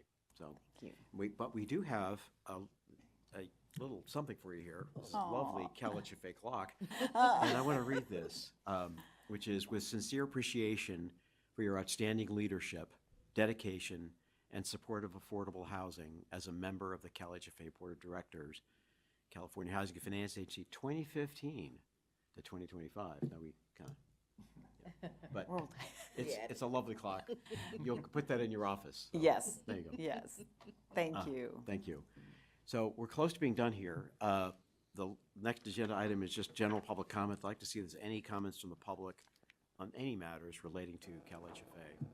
Melissa, if you could check. The audience interested in making a comment on any topic related to the board? Not at this time. Thank you very much. And our last item is adjournment. And with that, we are adjourned.